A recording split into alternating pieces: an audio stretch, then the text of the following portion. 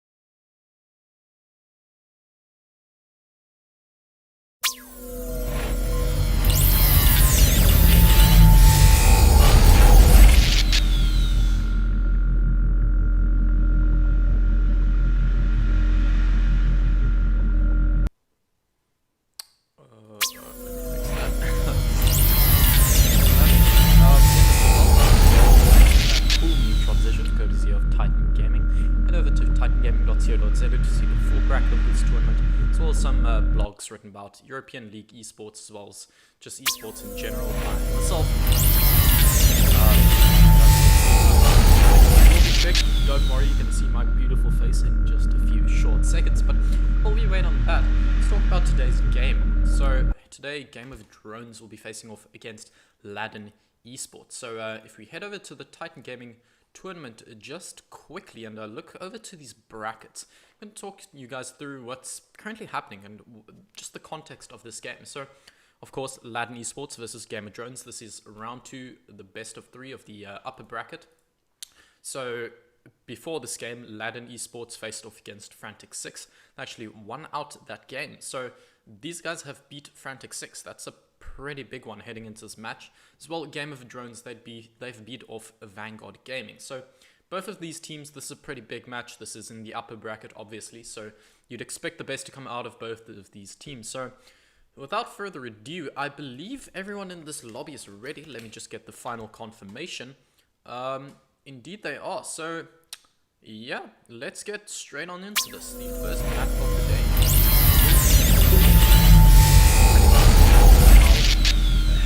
I wouldn't say well, it's definitely defensive side, but I was going to say site orientated. It is. Notably, all of these sites on this map are so vastly different from one another.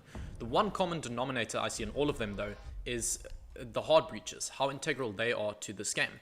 Now, I would not be surprised if you see a Thatcher ban, maybe a hard breacher ban even. So let's see what comes out of these attacking bans now. Game of Drones, the first to ban, and it will be a Thatcher, exactly what I called. And that is the caster predictions coming out.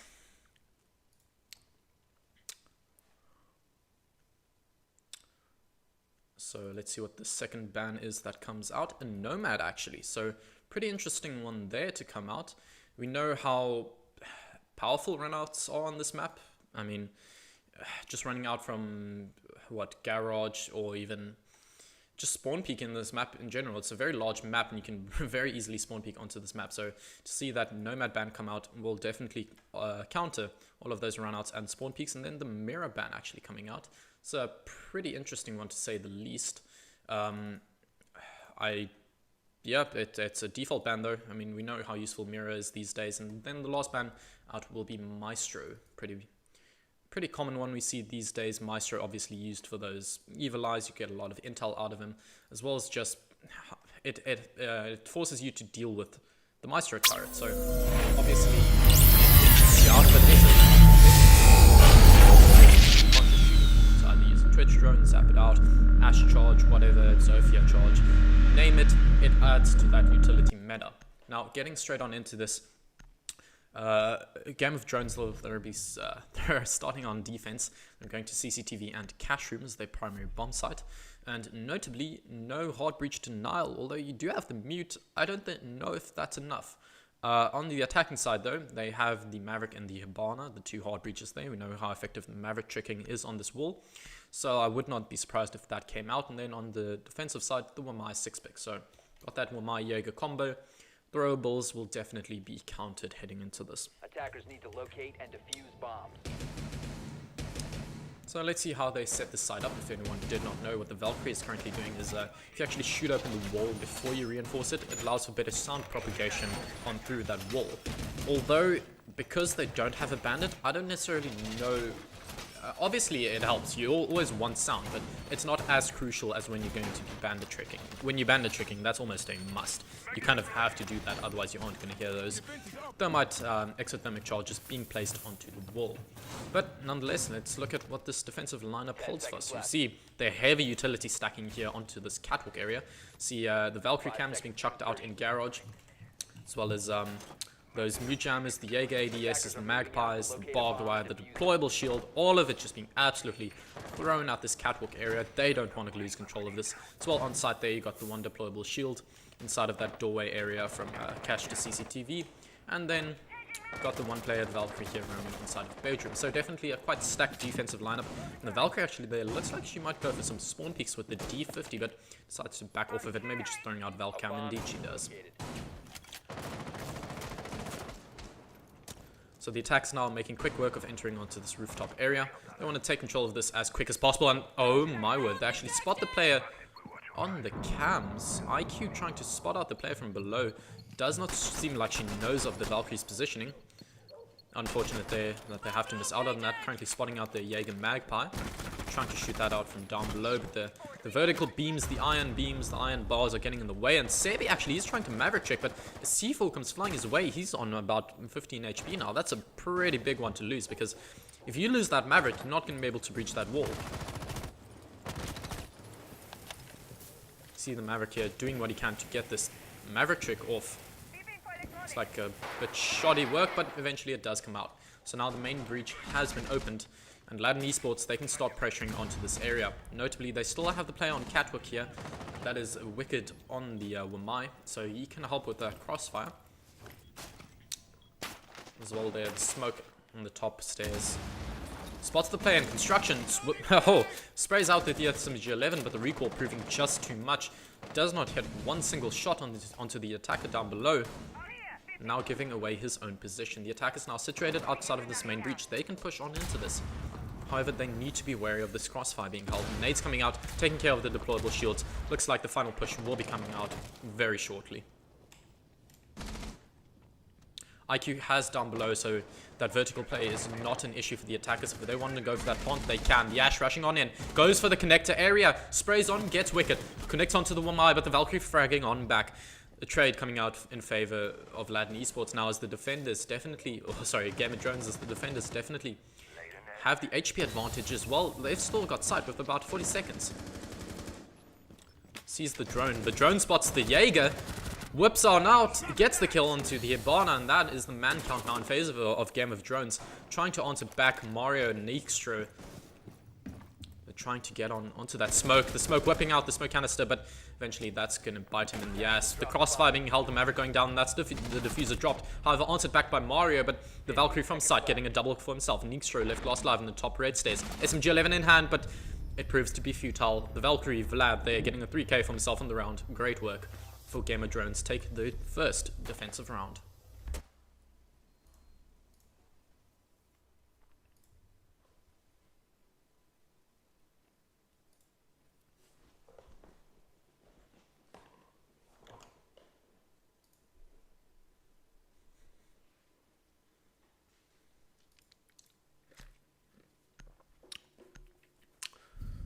So, Game of Drones having won out that CCTV and cash room bomb site, they're heading to Church and Arsenal now. They have the K to actually cancel out those hatches. We know how important that hatch play is, especially on that Moto drop down, that kitchen hatch, all of them integral parts to the site hold. As well, then, you need to take care of Dirt Tunnel, one of these outside walls that I was talking about before the match was actually started. How important it is for this hard breaching on this map. In my opinion, one of the most important maps for hard breaches. And I think I was looking at stats recently. No, I'm mistaken. That was overall stats. I thought it was clubhouse stats, but yeah, that was overall hard breach pick stats that came out with the patch notes recently over on Ubisoft.com, I believe, just giving us insight to how this game is played, which operators are picked, which of them are overpowered. And one of the big things they said, our proud South African lady herself, Malusi Wabab, is one of the most powerful operators currently in the game. She's overpicked and she is too strong, so expect a nerf coming her way. But my ramblings aside, let's look at this defensive lineup. Got the Cade, as I was talking about earlier. Once again, Valkyrie there, currently reinforcing onto Moto. Deepil on that Legion there. Going to delay out those initial pushes coming out from the attackers. And looks like the attackers definitely trying to rush on in. Looks like that Legion might come in handy. Ergo currently playing in stock side. Maybe trying to find that early aggression from the attackers coming out. Has barricaded off his door, so definitely trying to keep control of this storage area. Might just fall back, but he's got the angle on his side. He can spot out those feet before they can spot his head. So definitely a strong angle being held there by Ergo on the Jaeger. But looks like the attackers here, they're starting to take this map control. They've already got control of the main bedroom as well as the logistics area. So they're going to sweep out this top floor area now, establish that the third floor is clear, make their way on into the second floor, and that's what IQ is currently doing. Trying to find that engagement, but looks like the Jaeger has already fallen back. So now all five players from the defensive side currently stacked on this bottom floor area, but looks like the Jaeger trying to find that aggression, but he actually wins out the gunfight. That's the IQ dropped with 2 minutes still on the board, and that's a big opener. The IQ definitely not one you want to lose so early on, especially with those K charges still on the hatches. They can't deal with it now. All they have is Sebi on the Maverick, and he can at most get one hatch. If he's insane with that thing, maybe two. But now the Hibana charge is actually coming onto the main kitchen hatch. Kind of an oversight for that hatch to not have an electro claw onto it. But Neekstro now getting a kill for himself, and that's the Jackal picking off the Valkyrie there of Lad, the player that did oh so well for his team in the previous round, now taking off of the board very early on. The attacks now, they're starting to open up this motor hatch. They've got kitchen hatch. Looks like they will be playing this vertical. Thing is though, they still need to push onto site, and they notably still have the Hibana pellets to open up this church wall. The C4 does come out, does actually no damage there onto the Jackal. Now tracking those footprints, they've got control of this whole area, they've got control of Moto, and they're opening up the church arsenal, or just the church wall. So they can go for this plant right now. A 4-to-4 man count, 50 seconds left on the clock. Let's see what happens with this. Engagements here coming out from the Jaeger, but he's playing just a bit too aggressive. Takes a lot of damage on himself. The Wicked as well, playing this aggressive angle in blue. Takes a bit of damage there from the attackers. This now looks like an attacking lockout, but oh no. The Hibana pellets did not detonate correctly. That is going to bite them in the ass. That is an extremely big one. They can't crouch walk through it. Well, no, he finds the kill through the crouch walk. That's the mute now dropped off the board, but in the same line of thinking, Sebi down, but Twix gets a kill onto Ergo. Now 2 players left alive on the defensive side, but Teakbill finds one for himself. Twix going for the plant, but the crossfire is being held. Neekstro finds one for himself. That leaves only Teakbill on the Legion alive, and the plant does go down. Teakbill now with 1 Legion in his back pocket. Can't really do much with that. Utility sprays on in. The player behind the bar takes almost no damage. Let's see what he can do with this positioning. The stun comes out. He's fully flashed. He can't do anything about this. 30 seconds on the diffuser. He needs to push. The impact charge actually goes out, and that might just secure the kill, but no. Fully flashed now. Theokbil pushing on in, and that's the Hibana to lock out the round. Twix doing well for his team, and that's Ladon Esports now taking the second round, equalizing it out into a 1-on-1 round count.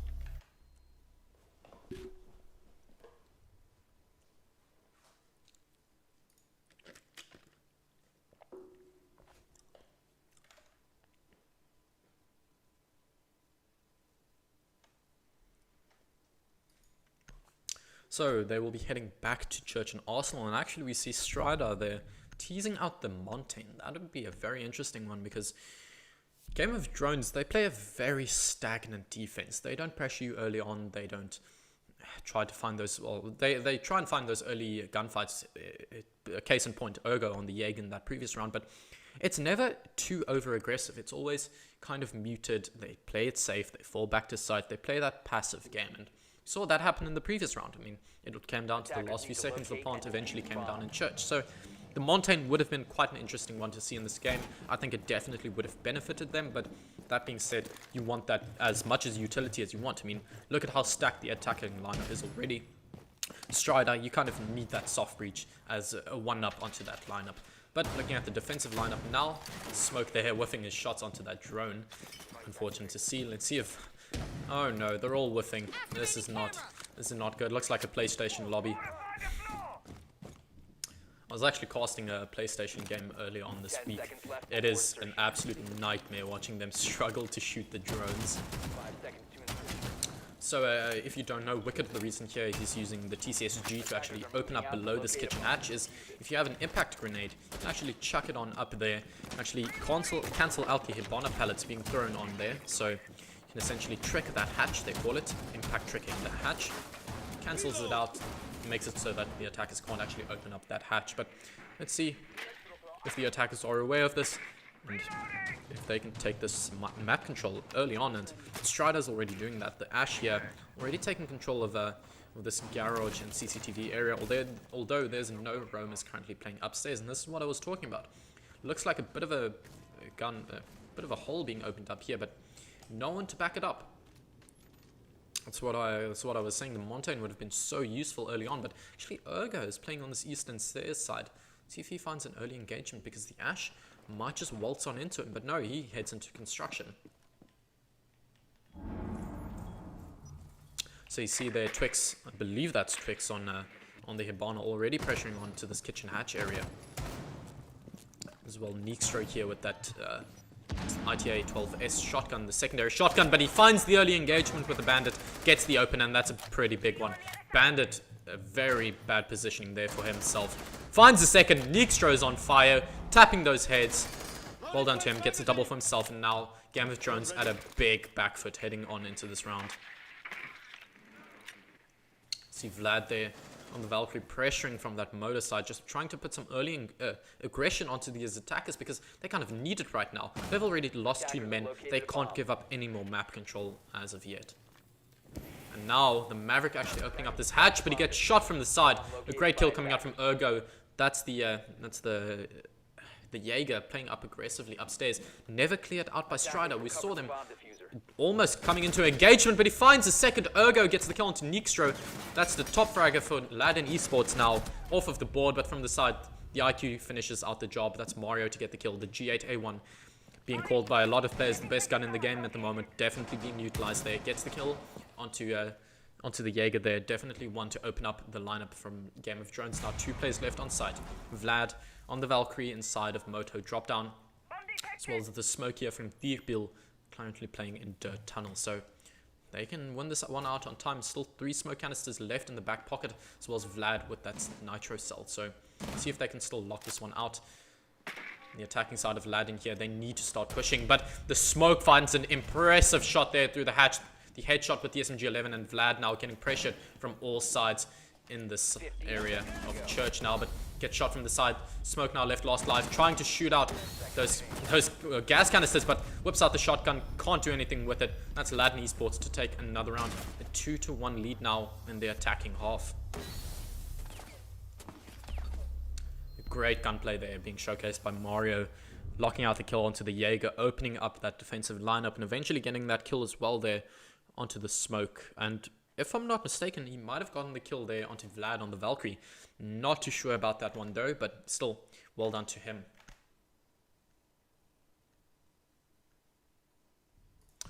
Chat says no game sound, so I'm probably assuming game sound is pretty soft, so boosted up to 34% there. I've answered back by Mario, but yeah, it's quite soft on the stream. Sorry guys, stream delay is currently set to 600 seconds, so the first round just ended. I'm seeing it here live, so it's going to take me some time, about ±2 rounds, to actually react to what you guys are saying in chat. I kind of hate this, but it's necessary. I've had some issues thus far in this tournament of players actually stream sniping. Well, not necessarily stream sniping, just being on the stream, and out of competitive integrity, we like to keep the stream delay as high as we can to ensure no foul play is involved.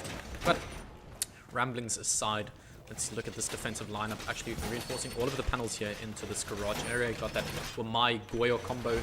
Looks like they once again will be holding on tightly to that catwalk area with those anti-throwables. 10 seconds left. 5 seconds to insertion. Attacker's objective is to Once locate again, a bomb strangely and enough, defuse it. no hard breach null. You don't. I mean, sure they've got the mute, but it's, in my opinion, not really that great. Sure, you've got to deal with Sebi on that Maverick, but just be a pain in its ass. At least give something to waste his time, at the very least. The Bandit, in my opinion, would be a great addition to this team, but very early on, Mario already in stockroom, down below, trying to maybe see any electronic gadgets here on the defensive side. Spots out the mute jam, but cannot actually shoot it out from down below. I believe he as well saw the Valkyrie cam there. Sprays on through the floor, almost actually finds Ergo there. Actually, no, who was that? That was quite Gargle playing on top of the Jaeger ADS, but oh, this could prove very good for Ergo on the Jaeger there, but decides to back off because Neekstro is a boss. Almost gets that kill, almost finds that headshot onto Ergo, putting him onto about 20 HP now here on into this bar area. Spots out the head, but doesn't know that it's actually a player's head. Quite unfortunate to see. He could have gotten that kill very easily if he actually knew what he was looking at. But on the other side of the map now, Wicked getting a kill onto, I believe that was the IQ, and the Ash as well now dropped. So a lot of kills coming out from the defensive side here. Twix trying to refrag onto him, but he can't seem to find that kill. Ergo's still alive. He's fallen back to the Arsenal room, just being a thorn in the side of the attackers here. Neekstro still trying to flush him out, getting those pings onto him, but he still can't find this kill. Ergo just wasting oh so much precious time. And time, my friends, is one of the worst things in Siege as an attacker. Now actually being backed up by the Wamai, the two against one, but he finds the second. Wicked with a triple kill in this round. Yeah, so much action I can't keep up. My voice is already going. This is a best of 3. I'm going to struggle into this. But Sebi now left last alive. Looks like Game of Drones finally answering back to the aggression showcased by Ladon Esports. Sebi whiffing those shots. Now they know his position. They're definitely going to answer back in the spray through the wall. Wicked with a 4K on the round. That's a flawless one for Game of Drones. Great teamwork and gunplay being showcased here by Game of Drones to equalize out the round count into a 2-on-2. Well done, Game of Drones.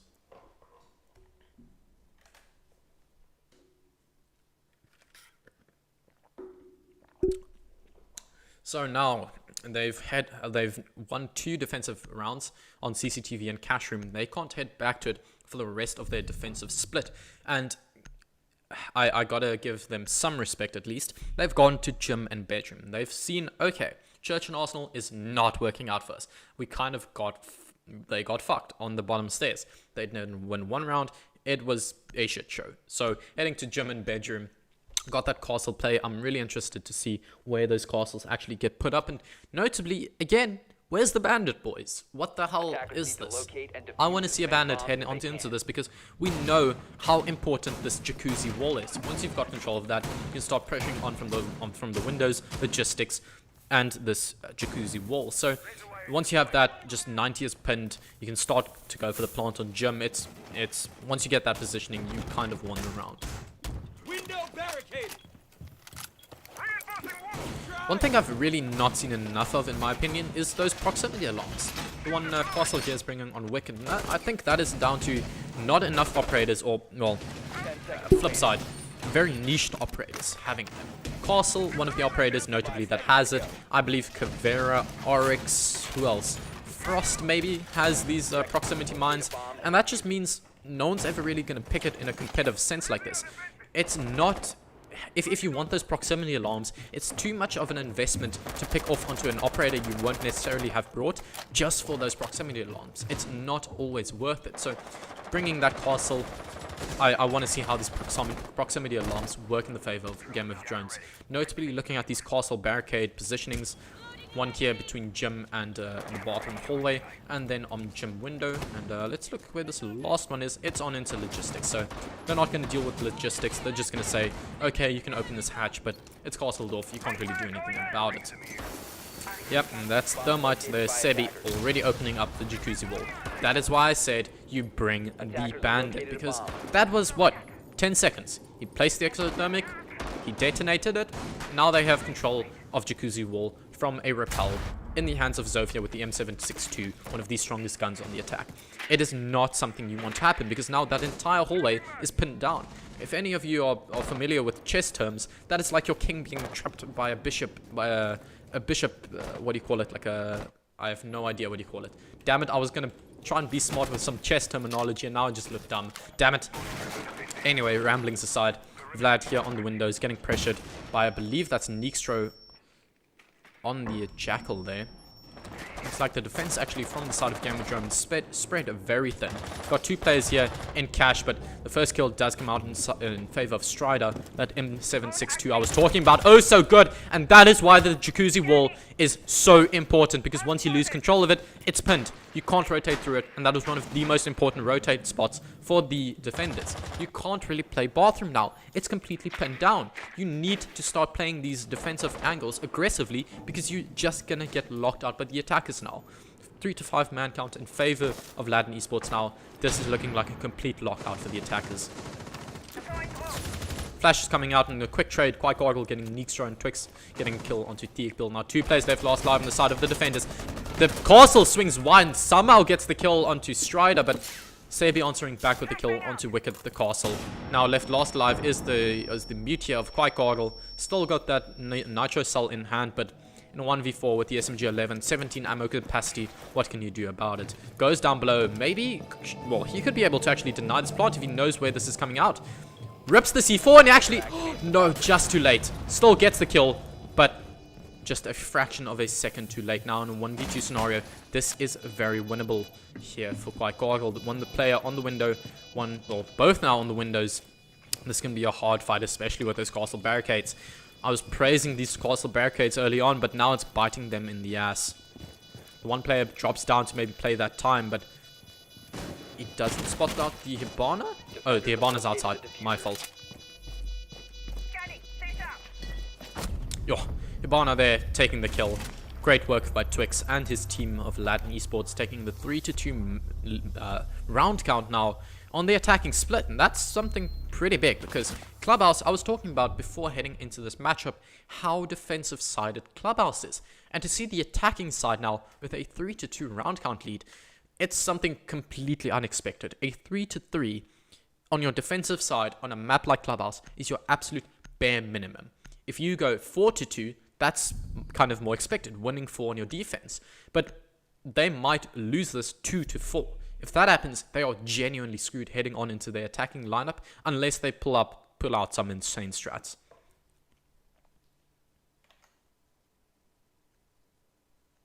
Just got a notification on my phone. New subscriber, Coochie Turtle, subscribed to your channel. Thanks, man.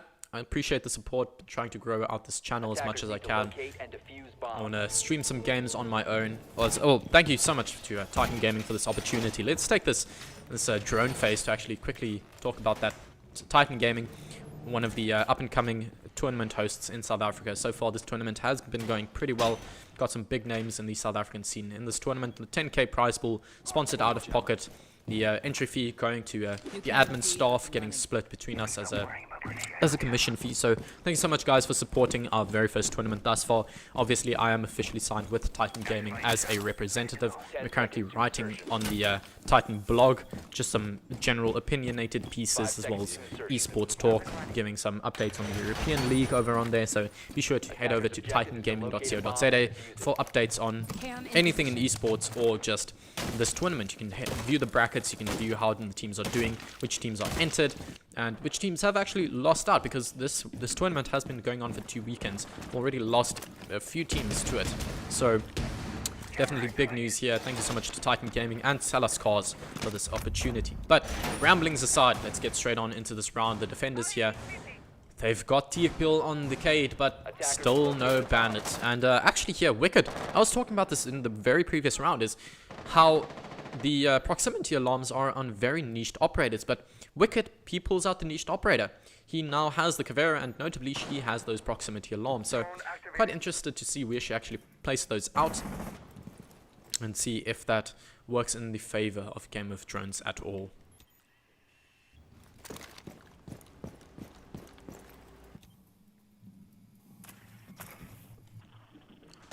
Wicked here on the Cav, gets it down. Could have actually gone for that interrogation. No players were nearby, so that could have been a very insane play there from him, but decides to go for the kill, the safer play there, not just for the interrogation. Sure, it would have granted a lot of intel, but he doesn't necessarily know that he was isolated there in finding that kill, but still, that's a big kill off the board. That is Neekstro, the top fragger for the side of Ladon Esports, and my guy, Sebi, I know that is one of the hardest feelings ever. I don't think he plays Thermite quite often because he would have known if you get shot yourself, then your Thermite charge is going to get shocked off the wall. So unfortunate to lose that exothermic charge off of the wall, but still the hatch gets opened by the Hibana. Notably, Wicked is still alive here. He actually gets the injure onto the first player, but well, he does connect with the kill, but gets answered back by Mario there. Equalized out into a 3-on-3 man count now. The defender's still holding steady. Sure, the hatch has been opened, and I don't actually know if Moto Hatch... No, Moto Hatch has not been opened, so Kitchen Hatch will be the main point of contention, as well as then the church wall. You've still got that exothermic charge. Actually, no. No hard breach left. That means Kitchen Hatch is their only place to push from. This is pretty big. And, oh, the Cade connecting with a great headshot there onto Strider. Finds the kill onto the Zofia. That's a pretty big one off the board, but equalized out by the IQ there. Mario finding a kill for himself now with 7 kills thus far this game. Actually, Dirt Tunnel has been open, so Sebi going for this flank here into Dirt. Both players now going to Dirt, but this angle is being held by Vlad. Seemingly, they know about this positioning, and that is what I was talking about, the proximity alarms. They know the players are going to come from Dirt Tunnel. No C4s in the back pocket, but they can just hold the crossfire here. The first player getting cancelled out, but gets the first, connects with it. Shotgun in hand, the M590 tries to find this player. 5 seconds on the board. What is going to happen here? Oh, they're just tangoing. Cannot find the player. Spots him out, and that's the shotgun. Quite Goggle to lock it out. The 3-on-3 round count in their defensive split. That came out to the wire, but Quite Goggle on the mute to lock it out with one of the best shotguns in the game. And an insane double kill coming out from this player. Well done, Game of Thrones, to lock out that round.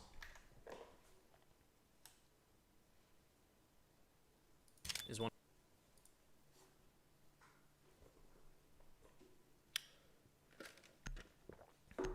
I'm enjoying my McDonald's Sprite.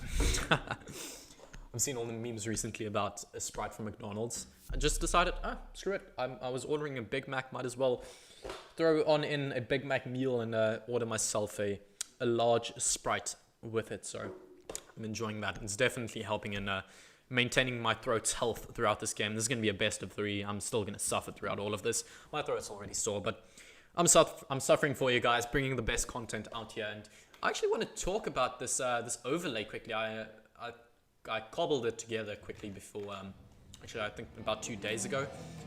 It's the first time we actually have operator bans. You can see there on the screen Thatcher, Maestro, Mira, and Nomad are banned out, and I really like that addition. I saw it on most full professional broadcasts have that implemented. It's kind of hard to implement it as a solo caster, so I want to know if you guys are appreciating that overlay, because it is quite hard to set that up to get that overlay in. But yeah, I wanna know from you guys in chat, even though it's a 600-second delay, I'm probably only going to hear the answer in about 2 rounds. Nonetheless, do you guys like this overlay? Should I change it up a bit? I think it's looking pretty cool. I tried to model it after the European League, so I want to know what you guys are thinking about that. But overlays aside, let's get on into this game. So, Church and Arsenal being held here by the defenders, but notably, it's an SSG top floor roam strat. Let's go, boys. This is my favorite strat in all of Siege. Now, if you don't know what the point of this is you lock out all of the attacking points inside of the main bar area on the second floor. Oh no, oh no, oh no. P90 in hand, the ACOG cannot find the kill. The Rook getting picked off as the opening kill. Ogo rushing on in. He realized this has been SSG top floor roam strat, and he knows how to counter it. Fucking rush it, boys. Easy. So, just before some more action comes out, the SSG top will roam strat is positioning all of their players up above with castle barricades to support the roam, but it's not working out for them. The attackers here getting kill after kill after kill. Twix poised to be the next one, holding this angle close with the SMG-11, and he gets sprayed out by the G8A1. White Goggle getting the kill, and that, my friends, is how to not play the SSG top floor roam strat. Sebi and Mario now left last live in a 2v5. 1 minute 40 on the clock. This is not looking likely for them. Game of Drones, they're going to take their time here. They're going to take care of all of the utility they possibly can. They know they've got time on this side, and they've got the very big man count on their side. Now starting to open up onto this church wall area. Wicked still holding this rotate. Ooh, my throat's already giving me problems. But yeah, Barna pellets, 2 of them actually being tricked out. Oh, Sebi, he's got a good angle here. They don't know this positioning. He could get 1 or 2 kills from that position, but Mario now getting forced out. Full control of church is now in favor of the attackers. Mario playing this prone angle. Sebi holding this angle oh so passively. Deagle is currently going for the plant. 2 players holding blue. The IQ getting the kill. The G8A1 stopping for nothing. A double kill for himself on the round. The T5 SMG proving just too much of a pea shooter. However, does get the engine to quite Gargle. Tries to find the second, but he can't. A flawless round for Game of Drones. That, my friends, is exactly what they needed after that tough defensive half. Showing it to Ladon Esports. Proving that they aren't just a defensive team on a defensive map. They can give them a run for their money on the attacking side, and they did just that. Well done there to Game of Drones now with a 4-3 round count lead.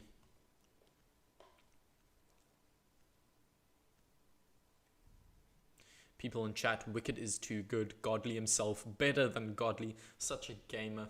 Looks like a lot of praise coming out for Wicked. Currently on that Zofia, see he is currently 7 for 5. You can see the players on Game of Drones all actually equal in their kills there at the top 3, so definitely a lot of work being done by all of these players. We've seen their teamwork come out. They're definitely working well together as a team, playing this game well, and it's being showcased in the scoreboard and the round count there at the top. Ooh, I like the strat. So what this allows you to do is from this hatch area, hold on into the stock entrance.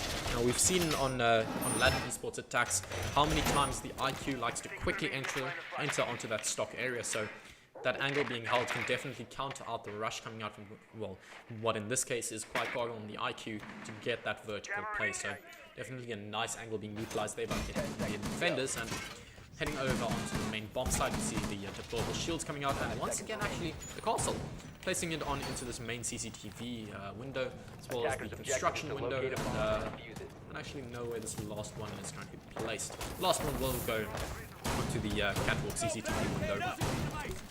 And yes, it has finally happened. It took them 8 rounds, but finally the bandit is on the board. I want to see if this is actually utilized well. Otherwise, I'm going to look like a complete fool saying that both of these teams need a bandit. But yeah, let's see if Vlad can still get this wall and if Mario actually proves to be a nuisance here for the attackers. Ooh, I believe that's oh my, with a sexy angle, getting the kill onto Twix, and that's the smoke off the board. All 3 smoke canisters, those babes being lost out so early on, and oh, I was gonna say he spots out the feet, but no, just the deployable shield. Cannot shoot on into those feety holes being held there by the castle behind the shield. But on the side of the attackers, you've got Ergo and you've got Wicked, the Zofia and the Kali Lancers that can be used as soft boots to actually take care of those shields. And notably, Vlad here on the Maverick currently has nades in his back pocket, so a lot of bulletproof denial. They can take care of these deployable shields being utilized by the defenders, as well as those castle barricades if need be. So Deagle currently trying to take care of this garage wall actually. Now what this angle allows you to do is actually, from this very spot he's currently holding, get an angle onto this window here that heads on into CCTV. So a great rotation hold there, but looks like it is currently mute jammed, so won't be able to actually open that up. And this is the angle I was talking about earlier. Strider currently holding it, but the Zofia sailing on just by, managing to stay out of the crosshairs of Strider there. Now, it looks like almost full map control is in favor of the attackers here. Ergo playing onto this window. He's going to take care of that deployable shield with that lance there. But the crossfire being held by Sebi there in the last second possible gets the kill, but answered back by Ergo. A great kill with that CSRX. The sniper rifle on the side of the Cali, and now Mario left last alive. And oh, was that the Cali? I want to see the shot. That looked too good to be true. I thought it was the thermite spraying on in. Oh, but Ergo proving why that CSRX is one of the best guns in the game if it's in the right hands. Getting an insane double kill there for himself onto both the castle and I believe that was the mute as the final kill. So well done there for his team. Game of Drones now with a significant 5-3 round count lead.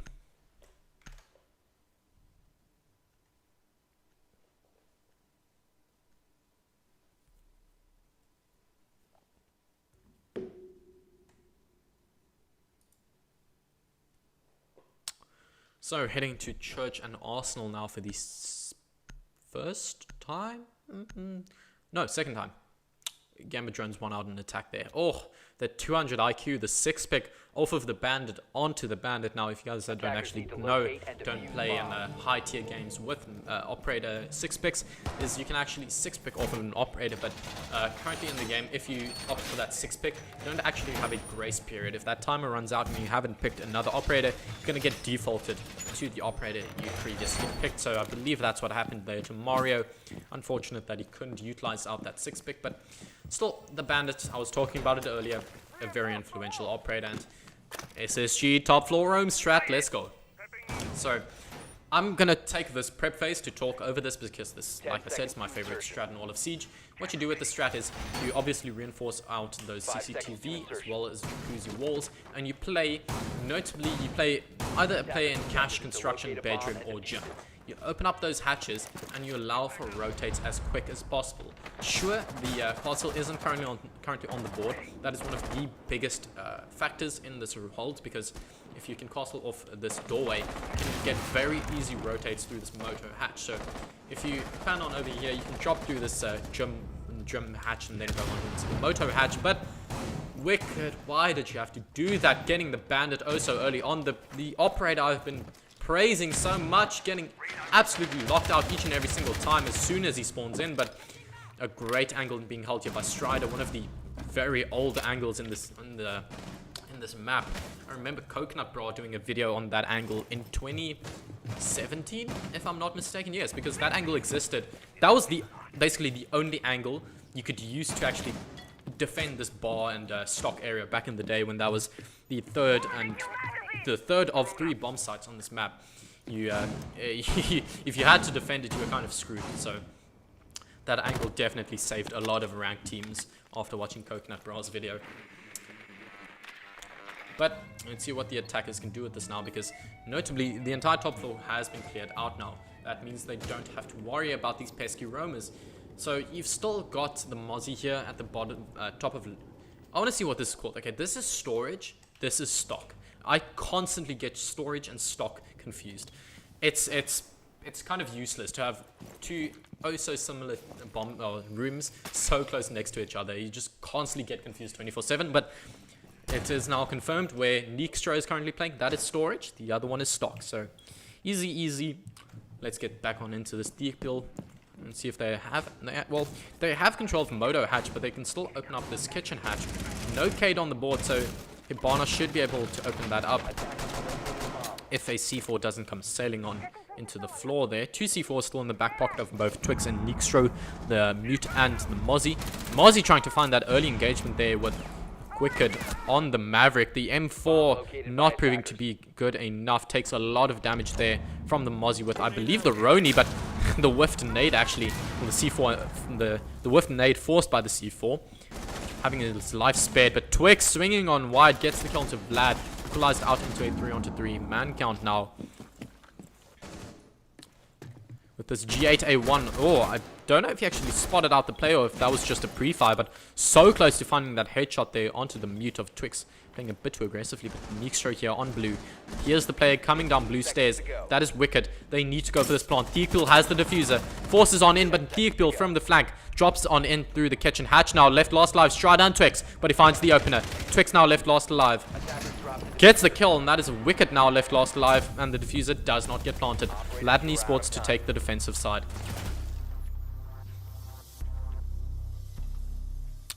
So, thank you guys. I was talking about Coochie Turtle being a sub, and I believe that was about 600 seconds now.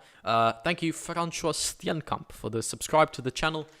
Thank you for the support, guys. I really appreciate it. I remember back in the day, my very first Siege casting for the African R6 League.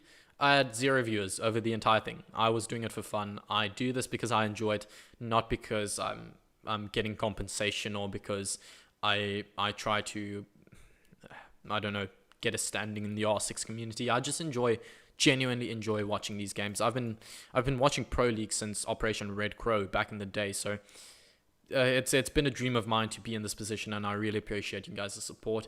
We have 16 viewers currently. That is more than I could have ever hoped for. So thank you guys so much for the support. We've been doing really well in the past few weeks and months with this lockdown period. It definitely has been helping out the gaming community here in South Africa. So thank you guys so much once again for the support. But I can't ramble on for too long. Let's go over this defensive setup. And notably, again, we've got Sebi there on the castle. Looks like Ladon Esports definitely rely on this castle pretty heavily, and so far it's been working out for them. I got to give it to them. Although they've only taken one round on the defense, this castle has been working out for them. And once again, just those proximity alarms. I haven't seen enough teams utilizing that, because we saw on that round where I believe it was Game of Drones' final defense, the Valkyrie and the Mute were left last live against the Thermite and the IQ. They would not have won that round if it was not for the proximity alarm that gave away that the 2 players were in Dirt Tunnel. 100%, they would not have won that round.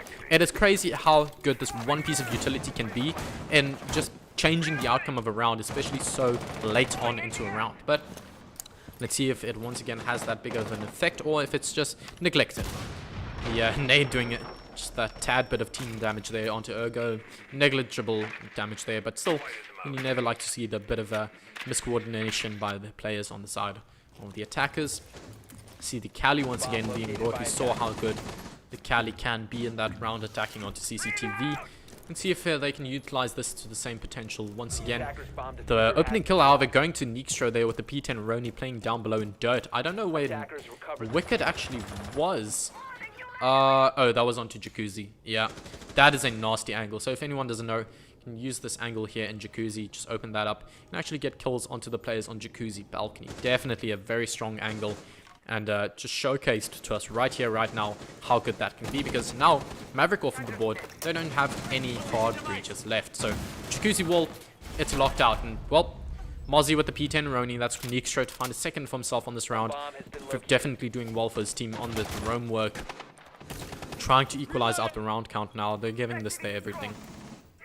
Strider goes for the swing. Oh, he can be glad that Thiekpil whiffed that shot, because with that CSRX, one bullet is enough to get the down onto the player. If not, an insta-kill. Definitely can be lucky that he danced on by that shot. But it's like Twix going down. The man count has been equalized out just a bit now. The 3-on-4 definitely still in the favor of the defensive side, but the attack is now starting to pressure in. But Ergo getting downed and finally finished off by... tried to finish him off with the C4, but eventually the UMP, the worst gun in the game, getting the kill onto him.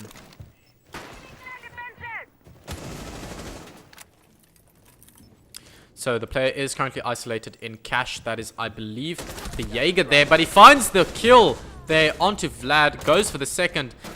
Now left last alive with the SP SMG 9. Gets the first, but from the rotate on the windows. Neekstro to get the kill, and that's Ladon Esports equalizing out the round count 5-5.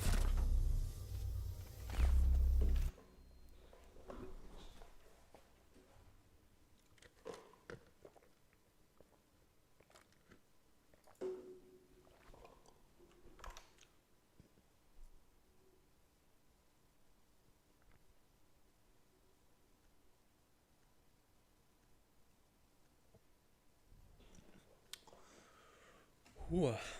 Yeah, this game is action packed. It's already tiring me out. Just all of this action coming out here. Some of the top tier Siege in SA being showcased here in the Titan Gaming Rainbow Six Siege tournament. Thank you so much once again to all of the teams that have been participating in this tournament. I believe 16 teams were registered for this as our opening tournament. That is a lot of teams. So thank you so much, guys, for the support thus far. It's been great. And Attackers need to locate getting on and into defuse this, as let's see many what bombs happens as they can. in this round. Once again, it looks like Ladon Esports and Castle, name a more iconic duo. They just can't get rid of this operator.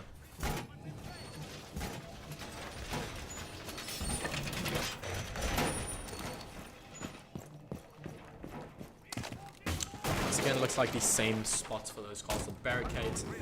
Construction window, CCTV window, and window between catwalk and CCTV. So 10 seconds remaining. definitely an important operator for Ladon Esports.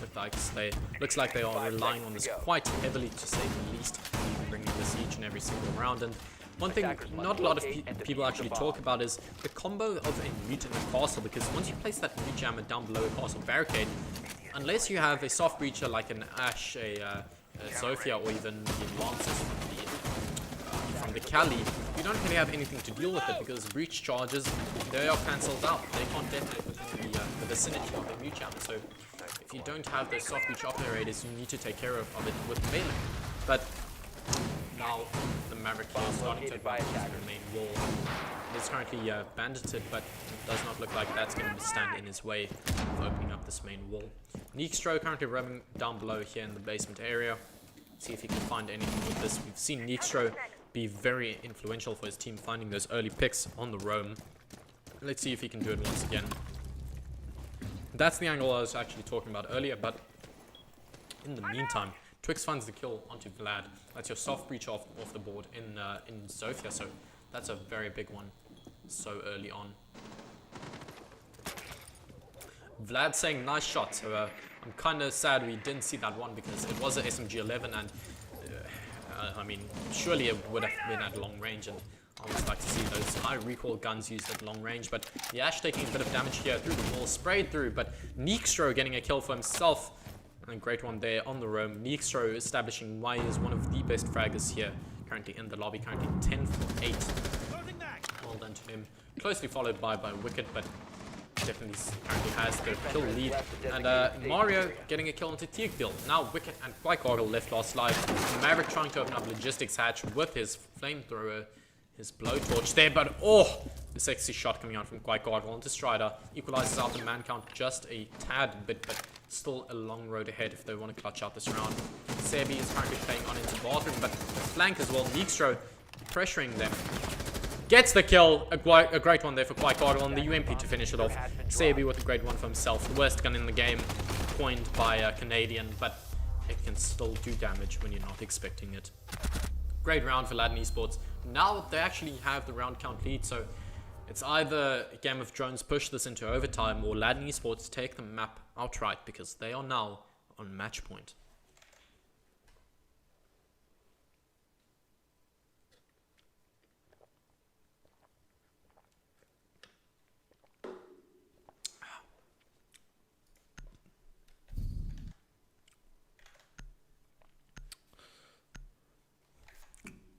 Let's look at chat quickly. Kaiko saying, and he doesn't even read my subscription. I'm sorry, man, I don't get all of the notifications on my phone, only selective ones. I only got, who was it? Francois Steenkamp and Coochie Turtle. So, as well, Kaiko, if you just subbed, thanks, man. Thank you for the support. Thank you for joining the family. And I really appreciate the support. Currently sitting on 220 subs, already miles above what I ever thought possible. Thank you so much, guys, for the support thus far. And SSG top floor roam strat. Ready to block someone. I've been calling this like this is the third time a team has used it, and it hasn't worked out once, but let's see if a team can finally utilize it to its full potential. Looks like the castle being brought, definitely an instrumental operator if you want to play this hold very effectively. And yeah, this is the ideal castle barricade setup, because this allows for easy play, easy rotates through that motor hatch, as well as it allows you to rotate onto this construction area from CCTV into the bedroom area, or even potentially into gym to utilize that drop down hatch. So let's see if this extended hold works out for Ladon Esports. But oh, the Echo being brought. We haven't seen Echo thus far this matchup, and I'm honestly surprised that we haven't, because Echo, we all know how influential he is. He can cancel the plant, he can win a game literally through the tap of a single button. Call the line OP, this man can with a single tap of a button cancel out a plant. So let's see if those yokai drones are utilized to their full effect, and whether this roam works out for Ladon Esports. So the drone work now coming out here, assisting Wicked on the Zofia in an initial push, but the C4 from down below, the teamwork coming out here, Neekstro getting the kill, the Mozzie there, the combination of his own pest drone and the C4 being utilized out very well, but Ergo getting a kill there onto Strider. That is your Vigil off of the board, and that's a very influential one, and a Yokai off the board. That is a lot of utility now, swept away from the defensive side. So Twix here with the SMG-11 playing in toilets. A very aggressive position if he can find this kill, but oh, he can be so glad that barricade worked out for him. Finds the first, a double kill for Neekstro on the round. Now left in a 3-on-3, equalized out by Quiet Gargle with the R4C on that Ash. Great work there by them. Quiet Gargle just holding this angle. He knows Mute is currently playing it, and he knows there's almost no way for him to rotate out of this unless he does some crazy far run through strip club, maybe going into gym or even dirt tunnel. I don't know. This man is isolated. He can just waste time here. But Ergo now actually with that CSRX starting to pressure on into that basement hallway already, and well, Mario getting the kill into Ergo. The UMP, it proves you don't always want a long angle gun in Rainbow Six Siege. It's a CQB game, close quarter combat. You don't always need that long range sniper rifle, but Twix now on the flank, he can do a lot of damage with this positioning, because Thiefbill and Quiet Gargle, they need to start pressuring on, but they get the kill. Now the pressure from the flank has been alleviated. They currently have control of this basement hallway and moto area.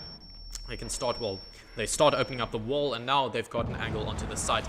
What can they do with this though? Gets the kill onto the Echo there, but whoa, game of drones, that was quick. Okay, we're heading into overtime.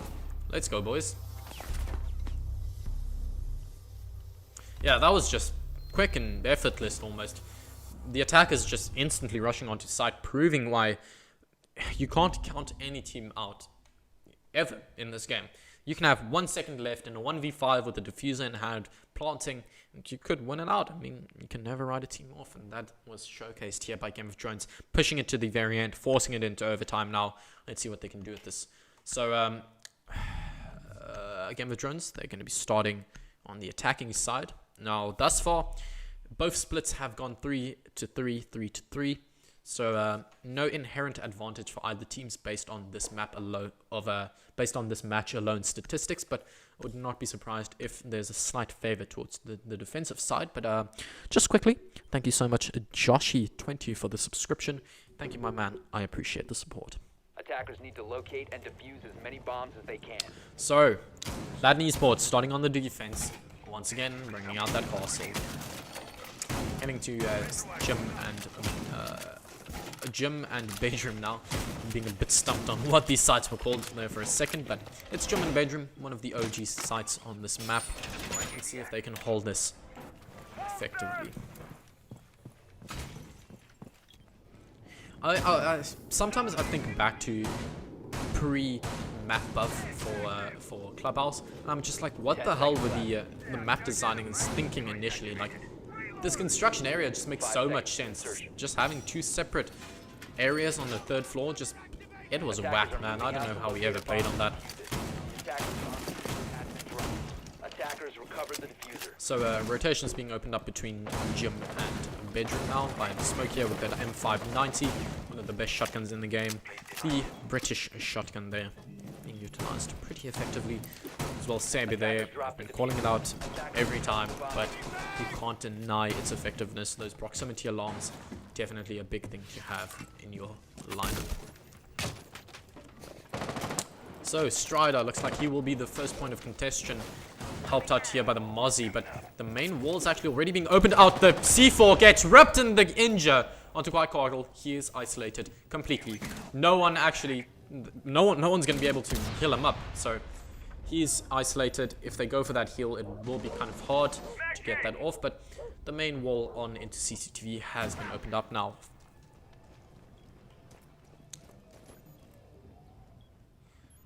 See here, the Maverick still trying to actually Maverick trick onto this wall, but it's being proven quite hard. Oh, the C4. The C4 gets detonated by the nade. No more C4 for Bandit. Bomb located by attacker. So Strider taking an early engagement here onto the Ash, pushing on into that. Oh, unfortunate. Tries to drop the hatch, but the Ash is holding the angle. White Gargle, the player that was injured previously by the C4 from the Mozzie of Neekstro, gets his revenge. The engine now onto Strider on the Jaeger. Tries to crawl his way there into the lobby area. Maybe a bit of an easier spot to get revived from. And here we see Sebi going for the revive. So looks like they will be able to pick this player up. Still a 5-to-5 man count in that scenario. Oh no. Oh, the ping comes out. That's a great headshot for the Maverick. Well done. Great teamwork coming out from the attackers. But now the Maverick trying to get the refrag onto him. He knows the play is currently in logistics. He knows he needs to do something about this. But do something about this. Neekstro and Strider are. But the players are falling on site. Strider and Neekstro, you need to do something. You need to do it quickly because you need to help out your players on site. Mario now left last alive here on the site. Strider's still on the roam. But what can he do when site control has been lost? But Mario now proving to be a very important piece in this defensive lineup. Here's the Claymore being planted out. Now he knows the plant should go down any second now. Walks on just by the Claymore, and they are not expecting this. The plant is going out. Gets it! Connects onto the Thermite. Gets the second, a triple kill now for Mario. The last player on the attacking side is Wicked, but Neekstro with a double on the round locks it out with a kill onto Wicked, and that's Ladon Esports to take what looked like a lost round once the injury came out onto the Jaeger. Great work there from Ladon to claw that one back. You got to give it to them. Game of Drones played that one almost immaculately. The teamwork coming out, we saw the pings from the drones, the wall bangs, the angles being pinned, everything just looked so perfect. But in the end, Ladon Esports off the back of, I believe that was Vlad? No, that was Mario if I'm not mistaken, on the Bandit. So great work for him to claw that round back. Definitely well done to him.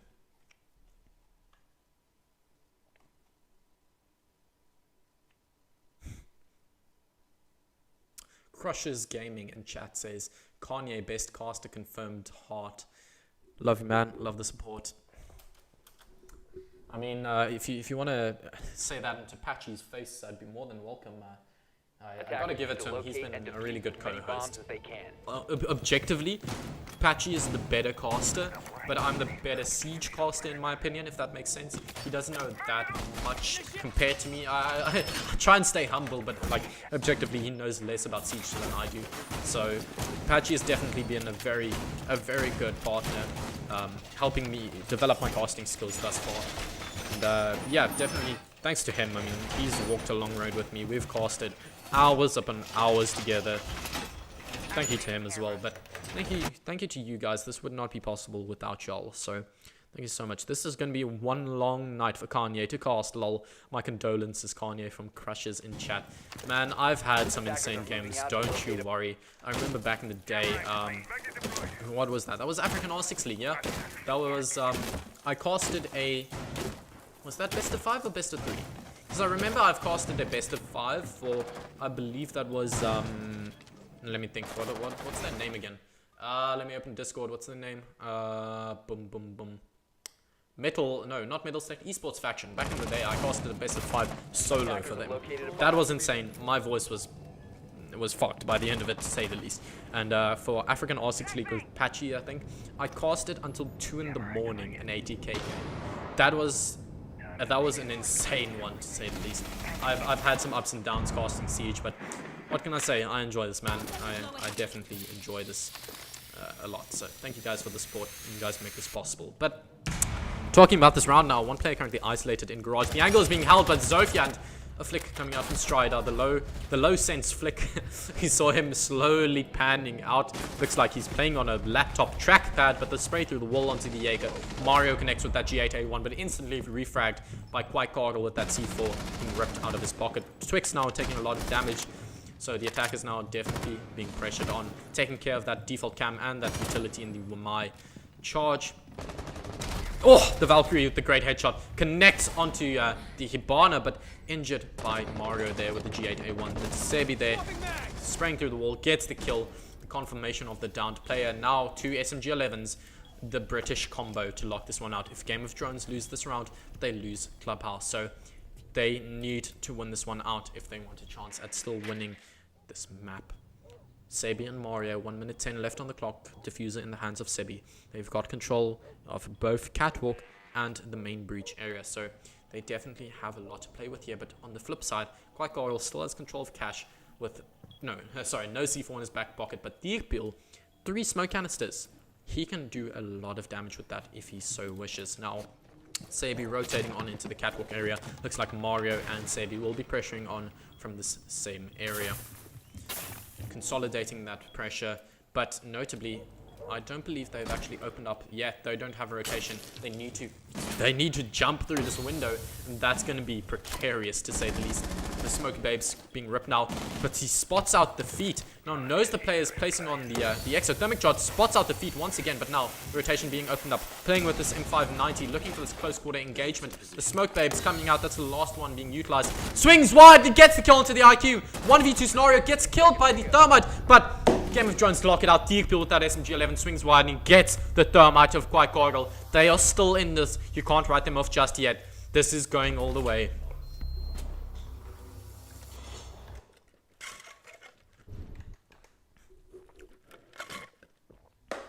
Crushes Gaming in chat saying 600 seconds, yes sir. So sorry if you guys are in chat are hearing me react to very outdated things in terms of the Twitch of the YouTube chat. It's in the sake of competitive integrity, and we have a 600-second stream delay. So sorry guys, but it's what we need. It's kind of necessary. But heading into this. Kaiko, you only saw my message now. Lol, bro. I'm not ignoring you. I'm just 600 seconds delayed. I feel like when you're messaging a friend and they just leave you on red, and then later on they try and apologize. But genuinely, guys, I have a full 5-minute delay on everything you guys say. So don't take it to heart if I don't answer your questions early on. But 7-7. This is it. Overtime match point. If neither team wins this, well then, sorry. if a team does not win this round, then they lose out this map. That's unfortunate to see. Wicked losing that drone spot, one of the best drone spots on this map. Unfortunate to lose that, but the bomb site is down below. It's Church Arsenal and SSG top floor ramp strat. Do I have to say it again? Yes, I do, because this is my favorite strat in all of Siege. Attackers are moving to defuse a bomb. Loading mag. So, it all comes down to this. This is the round to look out for. Everything else can be neglected. This is a one round to prove it all. So the attackers making quick work of entering on into this kitchen area, but Mario, a great kill with that MPX, the pea shooter in the hands of the Valkyrie. It's not a pea shooter if you tap them heads. Rainbow Six Siege, if you tap head with the worst gun in the game, the Bailiff at long range. Actually, no, sorry, no, the Bailiff at long range is still not going to get the kill. Sorry. Yeah, I don't think the Bailiff actually has, yeah, it doesn't have, yeah, shotguns registered differently. That's a bad analogy. Still, it all comes down to this. Neekstro still has top floor control here from logistics, so if these guys start to pressure on into this kitchen area, try to open up that hatch, can definitely be a thorn in their sides. 2 minutes still left on the clock. These players from the side of Of Ladon of Game of Drones need to start making a play, but Ladon answering back. It looks like they're going to take this one. A 5-3 man count lead now in this last and final round on Clubhouse. Reload! Oh my word, that is one of the best angles I've ever seen. I did not know of that. Twix out here schooling us, giving us some new and wacky strats, but they're on site. They are somehow on site. They've got an echo and they're on site planting, and suddenly it's a 3v2 when I've already counted them out. Game of Drones, I swear if you win out this round, I will be your biggest fanboy ever. Ash to get the kill, the R4C. Now Neekstro left last live in what was essentially a done deal for Ladon Esports. They had this one. They had it in their bag in a 5-3 man count. Suddenly, Game of Drones, they realized the one weakness of an SSG top from Rome Strat is rush the fuck out of them. He sprays through the wall but with 18 seconds on the clock. There's no chance to lock this out. The diffuser's been planted. They're picking up the player. He's going for Moto Hatch, but there's nothing he can do. 10 seconds left. Even if he finds all three by some miraculous way, they're going to lose this one out. That's Game of Drones to lock out Consulate in what was one of the best plays I have ever seen from a side in a final round. It all came down to that. And they never gave up throughout this entire game. They were the players that were on the back foot, heading on well, trying to push it into overtime. They were the players that were down on their defensive half. They never gave up. Well done to Game of Drones. They take Clubhouse in a very decisive fashion. Well done to these guys. I've got to give it to them. Yo, that was a these guys just gave it their everything, and if I'm not mistaken, we're gonna have a quick 5-minute break, so stay with us. We're gonna be back in a few seconds. In the meantime, hello, my beautiful face is back, enjoying my McDonald's at the moment. Yeah, I just want to talk about that. Okay, indeed, Game of Drones has asked for 5 minutes. Let me just sort that out. Okay, I'm back. Let's just talk about that game and round, because holy fucking shit, what did I just witness? Okay, so starting it out, Game of Drones are on their defensive side. They go negative, or very almost they go negative in their defensive half, but eventually they claw it back and they end it in a 3-on-3. Heading into their attacking side, they take the first 2 rounds, I believe, but from there they lose 3 in a row, and they somehow claw it into the overtime. In the overtime, they lose the first. They somehow claw it out, and in a 5-3 in the final round of this map, they somehow lock it out in what is one of the best plays I've ever seen, I've ever casted thus far.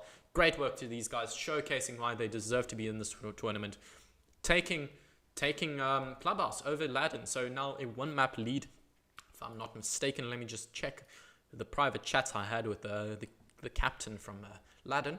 Map 2 will be Oregon. Ladon will be starting on defense, and Ladon will be on attack during overtime. So be sure to stick close to your screens. We'll be back shortly. Thanks so much, guys, for joining. And we'll be back in about 4 minutes probably at this point. So cheers.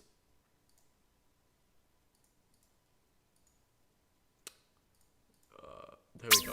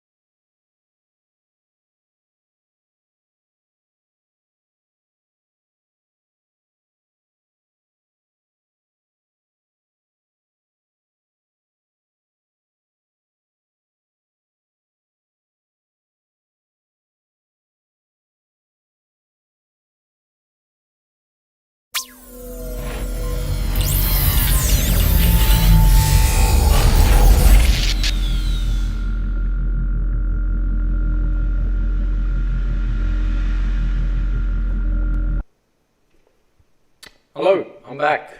Yeah, the beautiful face of Kanye Diffuse is back. So, let's talk about this quickly, because we're going to a map that I've never casted, and I don't know the fucking callouts for. This is going to be a shit show. I took the break to quickly actually try and learn the callouts for Oregon. Nah, this is not going to go well. I'm going to start making up callouts. I know the callouts from the old map, obviously, but there are just some rooms in here that I don't know. Either way, we're heading to the American motherland of Oregon. Just quickly looking at this, Ladon will be starting on defense, and Game Drones will be starting defense on overtime. So, definitely should be quite an interesting matchup. But, nonetheless, let's head on straight into this. Transition, there we go.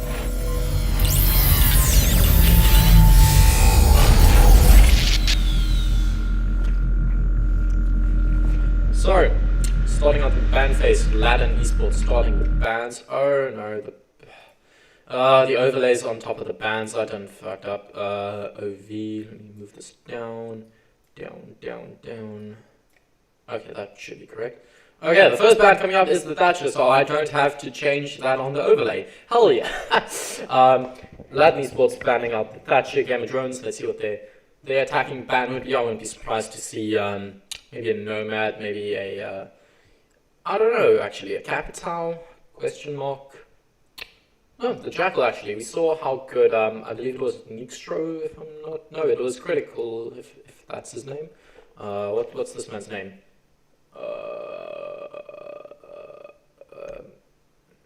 Wicked, there we go. Very close to Critical, in my opinion, at least. I'm sorry. He was very good on that Jackal, so I'm not too surprised to see that Jackal ban coming out. And then the Mirror, once again, very expected ban coming out from them there. So both the Spanish operators now banned out. See what this final one will be. Maybe the Maestro, maybe the Valkyrie. You saw how good the Valkyrie was in that previous one. But the Echo, actually, it's an interesting one, because if I'm not mistaken, Ladon were the only ones that actually ran the Echo. So, yeah, I don't really know what their thinking is there with that one. But nonetheless, let's see what if that one proves to be effective, if that ban brings anything to the table, or whether it's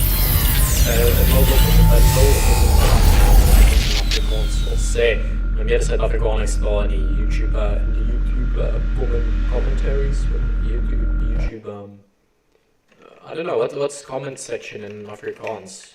Yikers. I do Afrikaans debating and I can't even fucking remember what a comment section is. Anyway, ramblings aside, we're heading to laundry and supply room, the bottom floor site here on Oregon. See the Valkyrie being 6-picked onto the Maestro. You got that Jaeger the My combo. You got the British brothers, the Smoke and the Mute. So, let's see how they decide to set this one up, because I don't know how you set this side up. I don't know what default is. I don't play ranked a lot these days. I haven't played on this map a lot. So, if you guys in chat, genuinely, I would love it. If you give me some like pointers on how people generally play this map. I know I watched Reaper_EM's video on this bottom floor side breakdown. He said something about like playing this wall open and then reinforcing it later on, and then having like a roam contingent here into freezer. But I'm stumped. So like, I don't know how you play the site. I genuinely don't know. So let's see if some interesting and new ideas sprout forth from this game. But the attack is now spawning in. On the flip side, just as much, I don't know how the attackers play this. I don't know if it's default to push on through blue from this bunker area. I don't know if you like to push what's that, freezer, or big tower stairs. I don't know, bro. I don't know. I'm oblivious.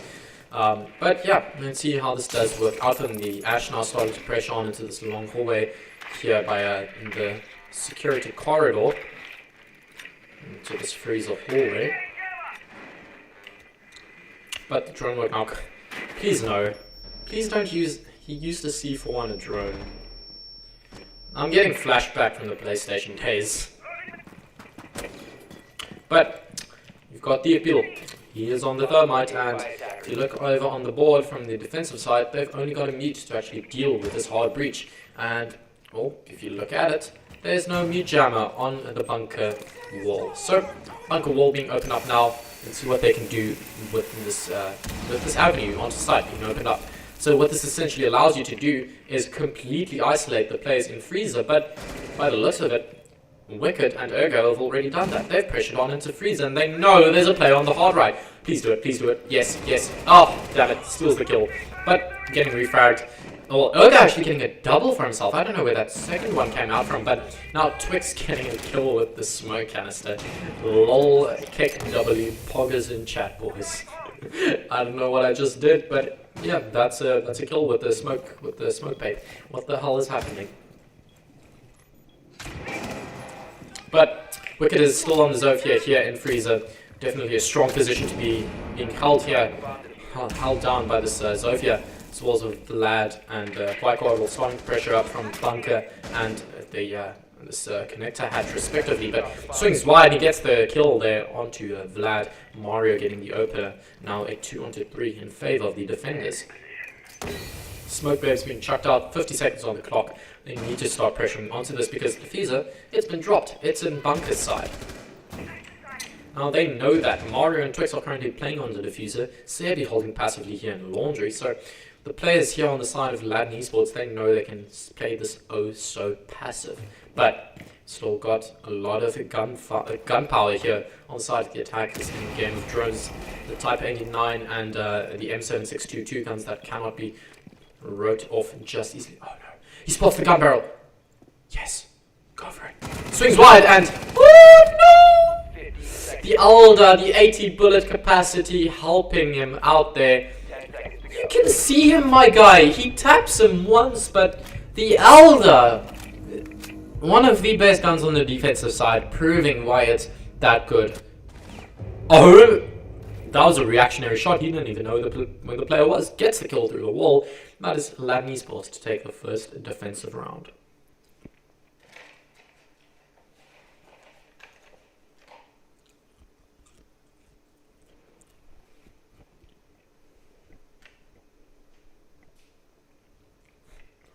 Oh damn, I'm only seeing now that the slideshow I put up for the meantime before this game started only had 2 images in it. Wait, surely it doesn't. No, I have like 10 images in that. What the hell, was it only cycling through 2? Anyway, okay, they're cheating me on that. I'm sorry that you guys had to deal with the Archer and the Gladiator on the hill for that long. That's not a Gladiator, what do you call them? The Spartan, there we go, that's what you call them. Anyway, getting back on into this ladder now with the lead, heading into this. And I want to see how they actually play this. What do you call this bomb site again? It's, let me try and get the names here. It's Game Room. Is it Game Room? It's Game Room and Bunks, if I'm not mistaken. It's Kids Dorms. It's Kids Dorms and Game Room. Okay.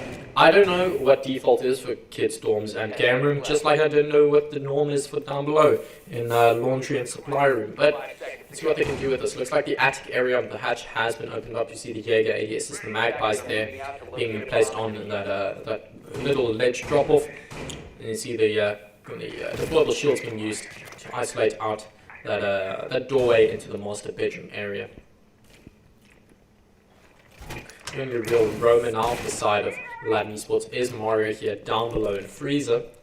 Very easy position to actually rotate out of because you can just go up those Freezer stairs and then onto the main stairs and well, you're back on site. So Oregon is definitely quite a close quarters map. Not as widespread as something like Villa or Theme Park. Definitely one of these more close quarter intimate maps. So the attack is now, oh, I like this repel coming out from Ergo here onto this window that's literally situated outside of the bomb site. And if he finds this kill onto the Maestro, that could be a pretty big one, but decides to not take the gunfight because he is scared of that Alder after the previous round. We've seen how good this gun can be in the right hands, but Mario is already off the board. Vlad taking a lot of damage, he's dropped in Meeting Hall from that hatch into Attic. Great kill coming out from Twix. Now the player is starting to pressure on well, it's starting to pressure into this attic area. I thought that was from bedroom, but no, the attic wall now being opened. This is a pretty big one because the crossfire is now being established from this master bedroom area, but the player gets down. Oh, quite coddled with that sexy headshot there, but now only 2 players left last time inside of the Game of Drones. People starting to drone this out. They are trying to pressure out into attic here, but with 2 players left last live, there's 2v3, still so much utility on the side of the defenders of Ladon Esports now.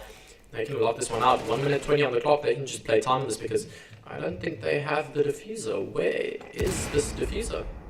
Oh, they are screwed. It's in master bedroom. They are genuinely screwed. Smoke babes coming out, locking out that main stairs area. Is that main stairs? What do you call those stairs? I don't know, bro. Stairs trying to play that vertical there, trying to spray on into. No, you're gonna die. Oh, okay. I actually thought he was gonna die from that. I don't know this map yet. I'm sorry if you guys haven't realized that. I don't know callouts on this map. I don't know what default setups are on this map. I'm quite oblivious. If any of you want to carry me in ranked so I can finally learn this map for the first time, I would be more than happy to. So, like Oral, the Sledge, he's got no more nades. He's got the L85, sure, one of the best guns on the attacking side, but what can you do?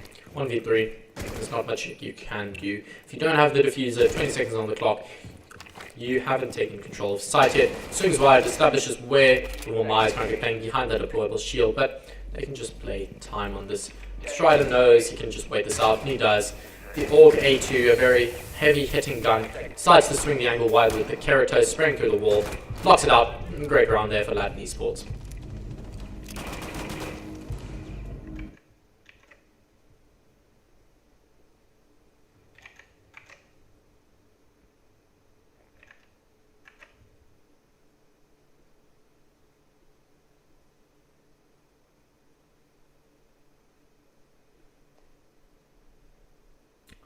So, heading to kitchen and dining hall now, their third bomb site. Let's see how they decide to set this one up. I know what I've been doing in the 1 or 2 ranked games I've actually played on this map is take fuse, because in this kitchen and dining hall, actually a lot of the roof is destructible. So you can use those fuse pellets to clear out the utility, to maybe try and get 1 or 2 kills. In my opinion, Fuse is one of the most overlooked operators in this game because it's not just an operator to get kills with. In a meta that is so spread thin in terms of utility clearance on the side of the defenders, you only really have the Sophia and the Ash to clear out those bulletproof cams, those deployable shields, those Goyo shields, those Maestro Evil's, you name it. It's the utility from the defenders is there's a lot of utility. So when you have an operator like Fuse that can just go above, place out a cluster charge and just boom, boom, boom, boom, gone is the utility. It's as easy as that. One of the most overlooked operators in my opinion. The AK-12, one of the best guns on the attacking side in terms of its damage per second output, and well, it's got the Russian sights. Who doesn't like the Russian reflex or even the Russian ACOG? Definitely one of the most overlooked operators in my opinion, and well, he's getting a buff, so I would definitely expect his pick rate to go up in the next few seasons. But heading into this game of drones, they don't have a Fuse. They have a Zofia, Thermite, an IQ, the Hibana, and the Ash. A lot of soft breach there, as well as 2 hard breaches, and then the IQ for that scanner to actually scan out those utility pieces on the side of the defenders. Notably, Strider there on the Vigil. If you don't know his what do you call it? Like the if you don't know what you call his ability, like his backpack thing. Because I know, like, most people just call it he's using his Vigil ability, but like, what is it called? Because I know Kavera's is silent step. What is Vigil's one called? Damn, I'm hitting a blank here. But the attacks now, they've taken map control, they've controlled this top floor area, but look at how big this bomb site is. They've got control of this bottom's area, but small tower and this top floor area is completely held by the attackers. In such a massive map, it was so spread thin in terms of his setup that I would not be surprised if Game of Drones can pull off a plant right here, right now. Oh yes, they did it. They did the strat.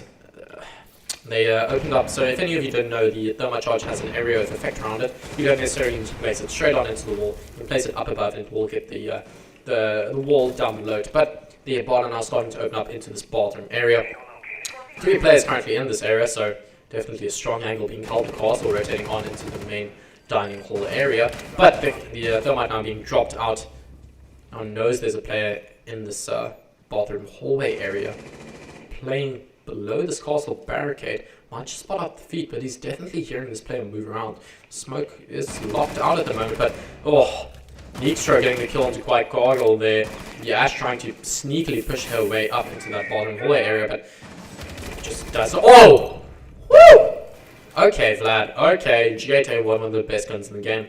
Proves why it is, and he's on a killing spree. He might just lock this out single-handedly for them. Game of Drones, I believe, man. They know the smoke player is currently in this hallway.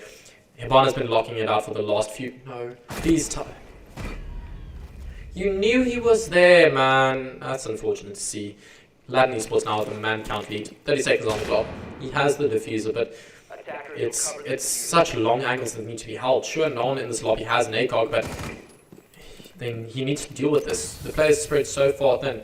They can just play time on this. They've got the smoke babes. He needs to rush in. 100 HP, sure, but they can play this on time. Smoke playing close. Sprays on in, but the Ebon actually gets the first and opener. Goes for the plant now, but Mario, he's going to hear it. And he gets the headshot. A great clear out there by Mario and the smoke of Twix there to lock that one out for Ladon Esports. And now, Ladon, they're 3-0 in their defensive split, and that's a pretty big one because if you don't know how site rotations in Rainbow Six Siege work is, once you won a site, you can't go back there for 2 rounds after that. So, having won 3 in a row now, that means they've won on each and every bomb site they are forced to go to. Having set that precedent, I would not be surprised if a 6-0 in favor of Ladon Esports in this half comes out. Vlad says in chat there, I was surprised, hope the stream caught it. Indeed.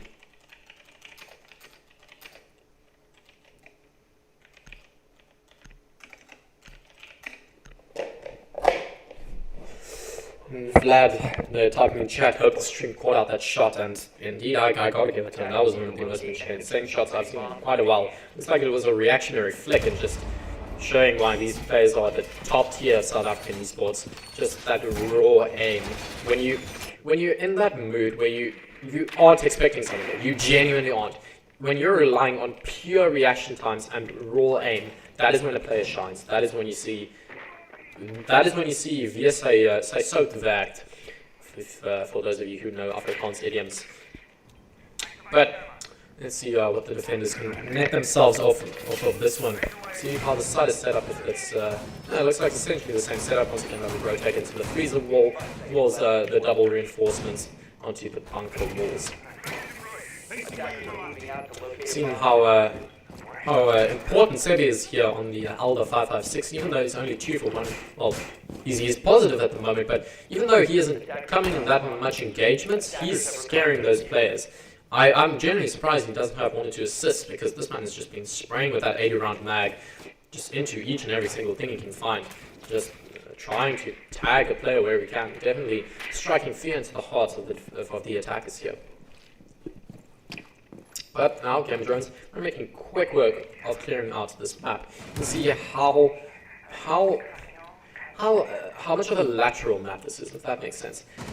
You've got the 3 floors, but it's a big map, but small rooms, if that makes sense. In Villa, you've got these long hallways, these long corridors, but it still feels like a big map. This feels like a small map, but when you look at it, it's massive. It takes a long time to rotate from this small tower to this big tower area. But let's see what these attackers now can do with this. Ash, notably, she's already pushing down laundry stairs, so she might find a very early engagement here with Neekstro with the SMG-11 in hand. If he's looking the wrong way at the wrong time, he might just get killed out, and he does from Frieza. That's a big opener, because now the IQ and the Ash, they can start pressuring on into this. They are completely uncontested at the moment. There's Sebi on the Elder is holding down this angle. If they don't know this position, Sabi could definitely get 1 or 2 kills for himself. The flashes start coming out as well, assisted by Twix here, but Twix decides to fall off. Looks like the main push is coming from both this laundry area as well as the freezer stairs, but the kill coming out from Twix, that's a pretty big one. Equalizing it out now with the kill onto Vlad, but the Zofia swinging wide onto freezer, but the kill coming out from Strider. A great one there with a tight angle being held with the Org A2. A great kill to put the defenders into the advantage now, but the Maestro being cleared out, flashed into oblivion, but the rotate, Twix getting another one for himself. Twix and Strider getting 1 each now. Quite Goggle left last live on the Ash. I'll foresee one of the best guns in this game, but what can you do in a 1v3? 40 seconds left on the clock. He's on site, but he needs to start pressuring onto them. Twix looks like he might just swing wide onto this, but I don't think they know of the Ash's positioning. They don't know where this player currently is. So if either Strider or Smoke swing this, they could get themselves a kill here, but none of these players are making a move. Strider looks like he might just face check the angle, but no. These guys are playing it safe. Flippin' hell. Oh, sprays through the wall. Does damage onto the Jaeger, but finally it is Mario on the Jaeger to get that final kill. And that is the Ladon Esports with a 4-0 round lead. Great work here coming out from them.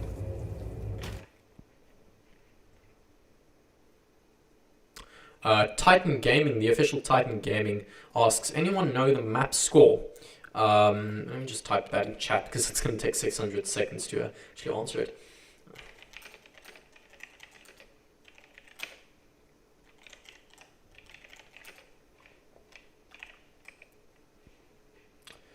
So, getting on into this, Ladon Esports, they are doing a lot better than they were on Clubhouse.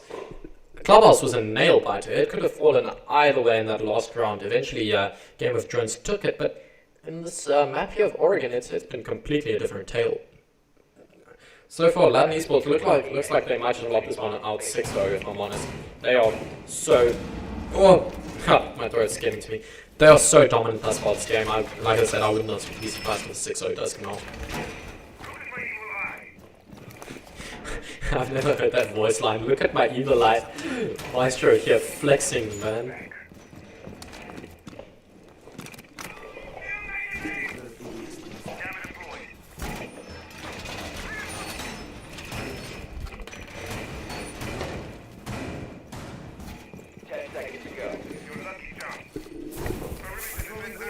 Ooh, okay.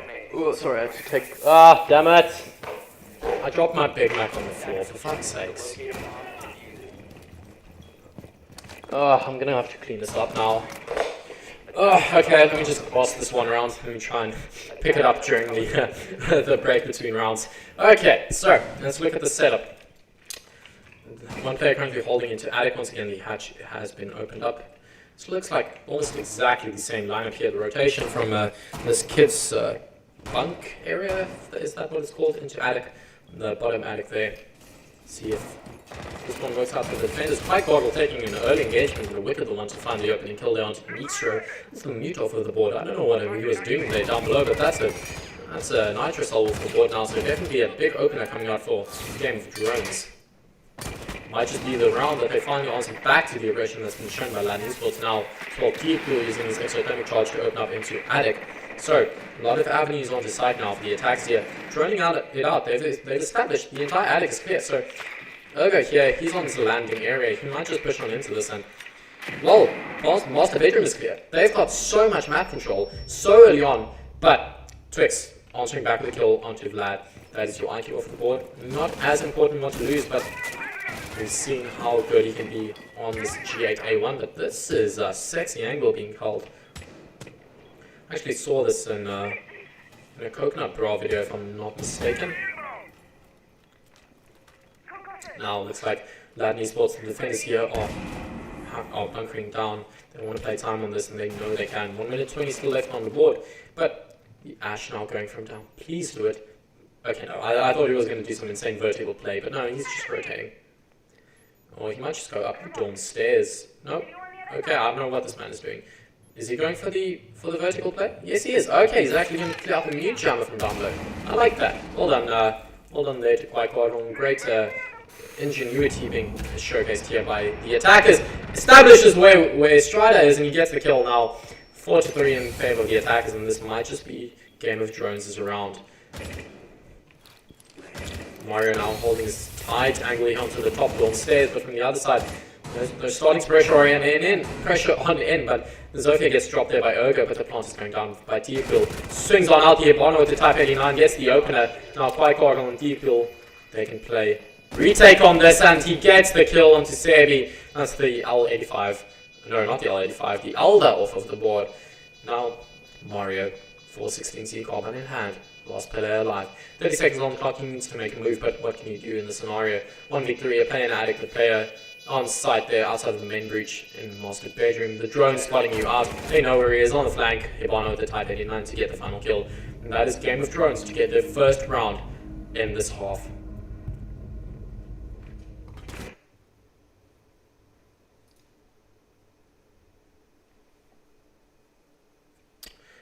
Sven S1 saying, listen bro, there's a master echo with your mic. Let me try to sneakily push her away. Why is there such a... I hate that. I'm sorry I had to put you guys through that. That should now be fixed. I am so fucking sorry. That must have been absolutely unwatchable. Holy shit, I'm sorry for that, guys. Okay, let me just type in the chat. Echo has been fixed.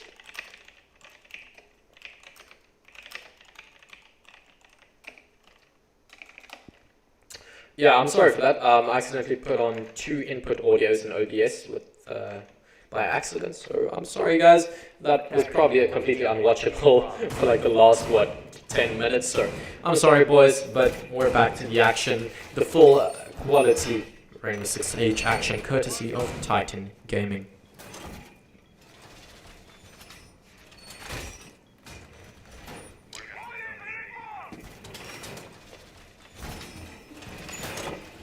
So it looks like Guayle actually being brought for the first time in this series, and I like this pick because it goes well in tandem with what Ladon Esports has been playing thus far, but they aren't running their other utility ops. Quite strange. So it looks like they're opting to not necessarily full commit to the utility stack and more just have it as a complementary thing to their lineup, not necessarily going with the Guayo, the Maestro, the whatever you want to call it, everything that adds to the 20-second meta. Not necessarily doing that. It's just a small addition to what was already a very what do you call it? A very flexible lineup.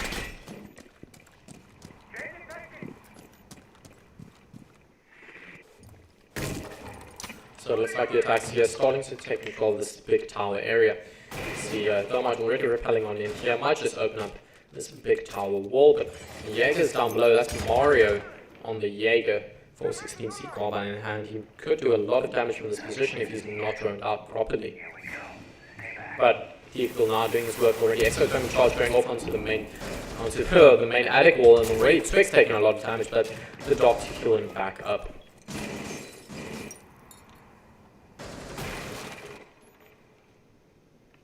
So it looks like the attack is falling out just a bit, establishing where they can push from, taking care of those deployable shields.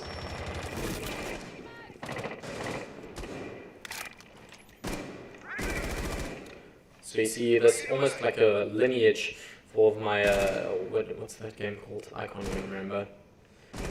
Okay, I'm just going to stop trying to make analogies, because my brain is slow at the moment. I'm tired, but Wicked gets the opener onto Nitro. That's the Doc off the board. Can't kill any of his teammates back up like he did. The smoke there.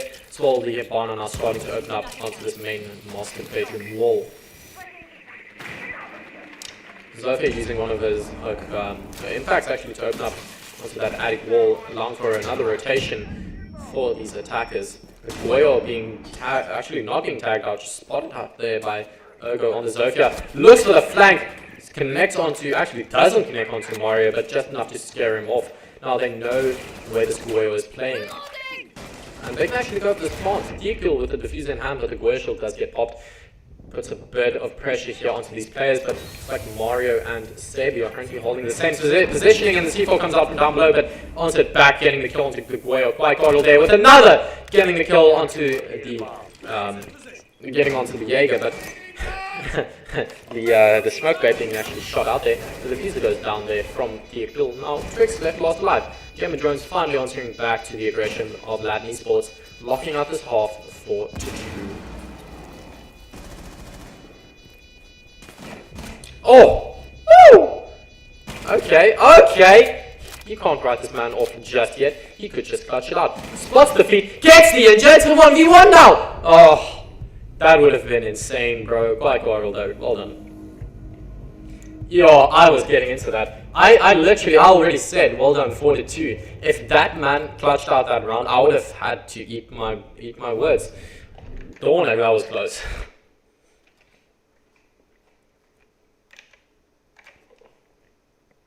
Okay, so now Game of Drones are on the defensive side. They're going to be heading to kids and dorms. It's their primary bomb site, getting the Mute, the Maestro, the Valkyrie, the Cade, and the Jaeger, and see what they can do with this operator lineup.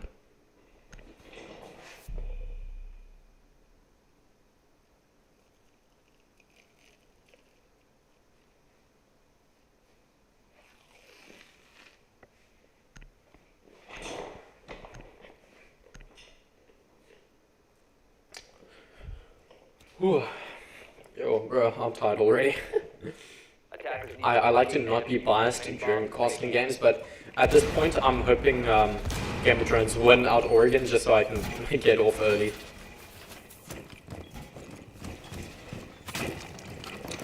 That picture, man, I remember on the old Oregon, you could shoot out the entire wall, you could impact it out, C4, whatever. That one small little poster, that stupid kid draw would never disappear off of that wall. So I'm glad they changed that with the map buff. Was it map rework? It's a map rework, right? Because I know Cafe was a map buff. What was it? Hereford Base was a rework. So yeah, I think this was a rework, not a buff. Attackers must locate and defuse the bomb. Keep an eye on watching.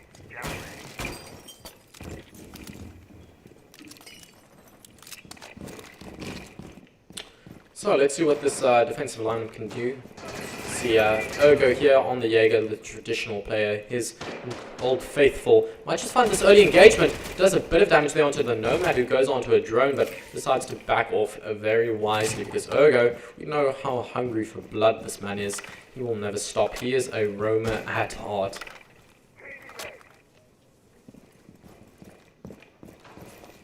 Oh, spots out the red dot. Oh, that could have been insane if he used that red dot to get that kill. But spots out the red dot, and that, my friends, is why you don't run a red dot ever. Like unless you for some reason are taking a P90 and just hip firing, I would advise you to never take the red dot, because that, my friends, is exactly what can happen. Someone doesn't know you're holding an angle, but just because of that one old red pixel, they spot you out. Unless you know, like, your opponents are colorblind or something. I know back in the day, Goga, when they were playing under Penta, I believe. No, that was under Penta when they played against EG in the second Six Invitational. It was actually colorblind. There's one of two clips of him literally just looking at a claymore and just running straight into it because he can't see the red lines. But okay, quick lore explanation, quick background done. Let's get back on into this. Valkyrie actually using a C4 to open up a rotate very aggressively here. They want to take control of this downstairs area, but when you're losing the bomb site, what are you doing? Okay, the late reinforcement coming out as Mario actually TK's Neekstro. Quite unfortunate to see that, but Ladon Esports now, they're starting to take control of this now. Only 2 players left last live on the side of Game of Drones. Vlad and Ergo to clutch this one out. The 416C Carbine and the Elder 556. 2 of the best guns on the defense, so definitely still winnable for these guys.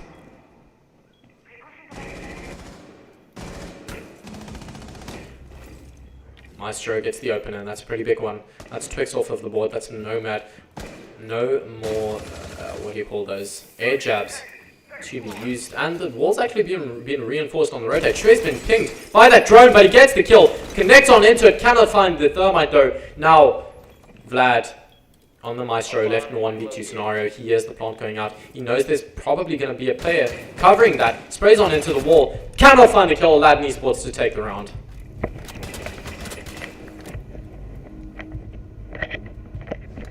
that's a tight angle being held. Finally, Strider to get that kill. Now, Ladon Esports with a 5-2 round count. Sorry about that. They definitely have a good lead into this.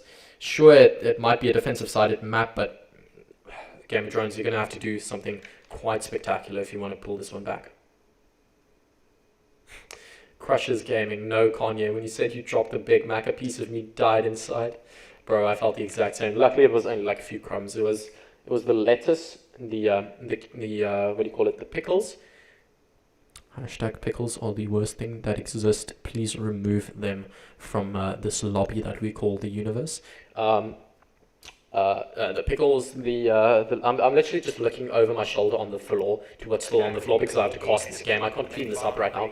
There are some pickles, some lettuce, and a few breadcrumbs on the floor.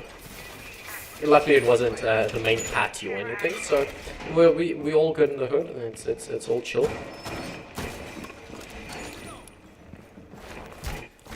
But hey, getting back on into this one.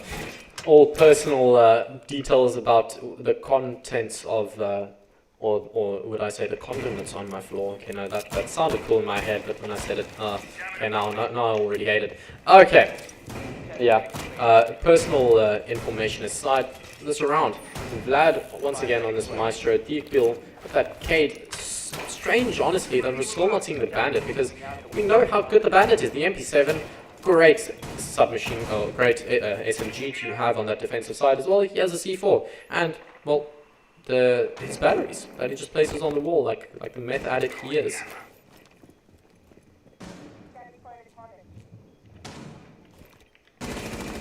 Urgo looking for an early engagement here.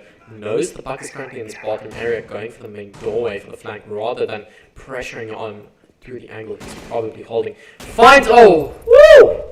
Buck, what was that? Neekstro surviving with around 30 HP for himself. That was a lucky one, to be honest, because that looked like Urgo was going to take it. He held that angle oh so passively, knowing the Buck had to rotate out of it, but eventually the Buck to get the kill.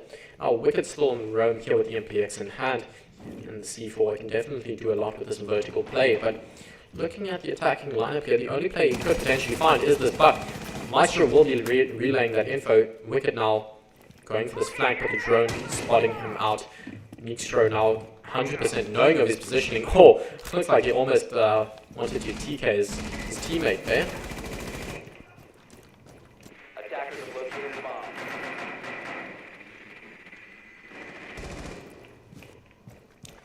But let's see what they can do with this one. Vlad's taking so much damage from the window. That's from the repel side. And that's Neekstro, the player that was almost dead so early on into this round. Now getting a second one for himself. 3 plays left, lost 5 on the defensive side. The attic wall being opened up. So much pressure onto these defenders. If not just the round count being so much pressure. Because if they lose this one out, they're already on match point. But Wicked connects with the headshot onto Neekstro. That's a big opener because that's a kill with 2 kills thus far this round. Getting the player with that momentum already behind him off the board is a pretty big one now, equalizing it out just a tad bit into a 3-on-4. But look at the Wicked's HP count. 1 bullet and he's dead, and that's exactly what happens. The M762 there from the Zofia. 1 bullet to the body to lock out the kill. Now Deagle left lost life, took to get the kill by Gargle. And see if he can get anything from this. The AUG A3, definitely one of the slowest fire rate guns in this game, but you can still do something with it. Spots out in the IQ, but cannot connect onto him. Deagle now still has the C4, which he could rip it. With 30 seconds left on the diffuser. 3 crossfires being held. This is not looking very likely.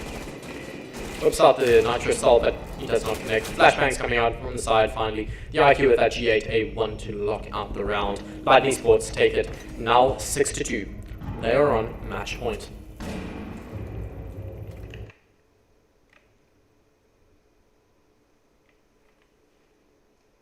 But Wicked gets the open. Yo, I just tapped out onto the stream and the echo is still there. I'm sorry that you guys had to live with it for so long. It should be fixed. I swear if this is not fixed, I'm gonna baby rage. It's actually not fixed. I'm a dumbass. I'm actually a dumbass. Okay, so just a bit of background info. Initially, I had 3 audio sources from the same mic running into OBS. When you guys told me there was an echo, I saw, oh, I have multiple on. Let me cancel out the one, not seeing there was a third. So, I'm sorry that you guys had to sit through and listen to that mess. I'm sorry that I absolutely raped your ears for that long, but yeah, I'm sorry, my fault. Sorry guys. And now I understand why we currently only have 13 viewers on the stream. But technical difficulties aside, yeah, let me just type in chat.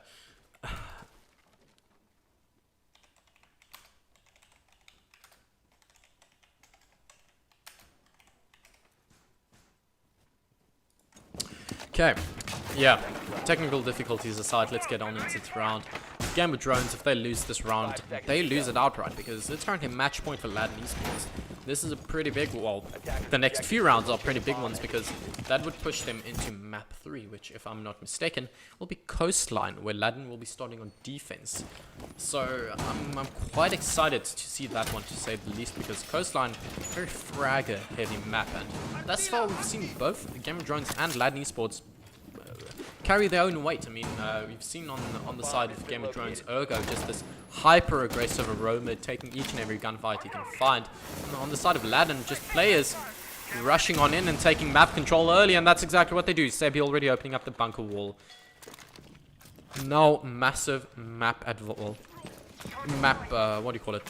Map control in favor of Ladon Esports, already taking control of this bunker area. Looks like at least 3-4 players currently situated in that bunker area, and the Nomad here with that ARX currently situated outside of this big tower area, but Neekstro to get the opener. That's with the Maverick, but answered back by Thiefdor with that Orgay 3 onto Strider. That's the Zofia off the board from the big tower stairs side. The ARX of the Nomad to get the kill. Now Vlad, Wicked and Quackgargle left last live, holding this long angle with that MP5 ACOG. He might just find a kill through that breach, but he's holding the long hallway instead. Probably expecting a player to swing on into that. He's getting droned out at the moment. Looks like the Nomad currently is holding that, but Twix from the side from Freezer connects with the K1A there onto Twix of the Nomad. Twix currently 13 for 5, playing exceptionally well for his team, but now off of the board. A 3-on-3 man count. 1 minute 20 still left on this clock. Wicked is going for a flank. Nomad air jabs might give away his position, and indeed it does. The IQ now alerted to his position as well. The plant's going down. Sebi, you mad lad. 3 seconds left on that. The C4 gets ripped. Oh! Runs straight into that C4. An incredible throw by Quackgargle, but you're going to have to do more than just an incredible throw if you want to lock this one out, because it's a 1v2. Your crossfire is being held by the Maverick. And, yep, that is the M4 to get the final kill. And that is Ladon Esports to win it out. And that is the map going in favor of Ladon Esports. So, Oregon, won out by Ladon.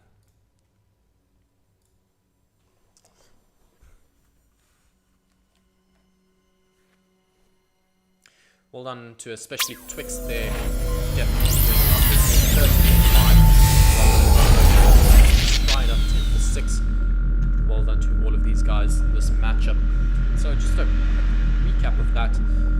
What I saw from that game was Ladon Esports saying, we're not losing this.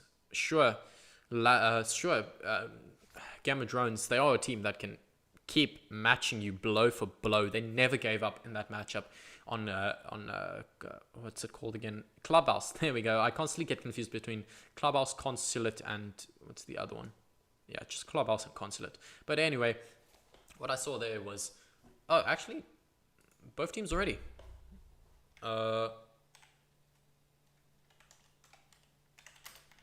Okay, we might just head straight on into Coastline. Let me just check who is on Ladon defends in normal time.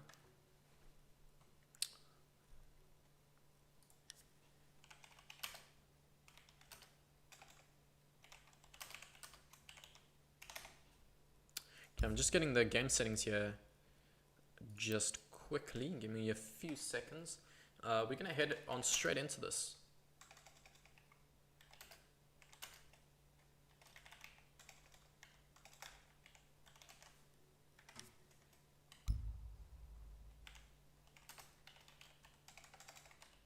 No, shit.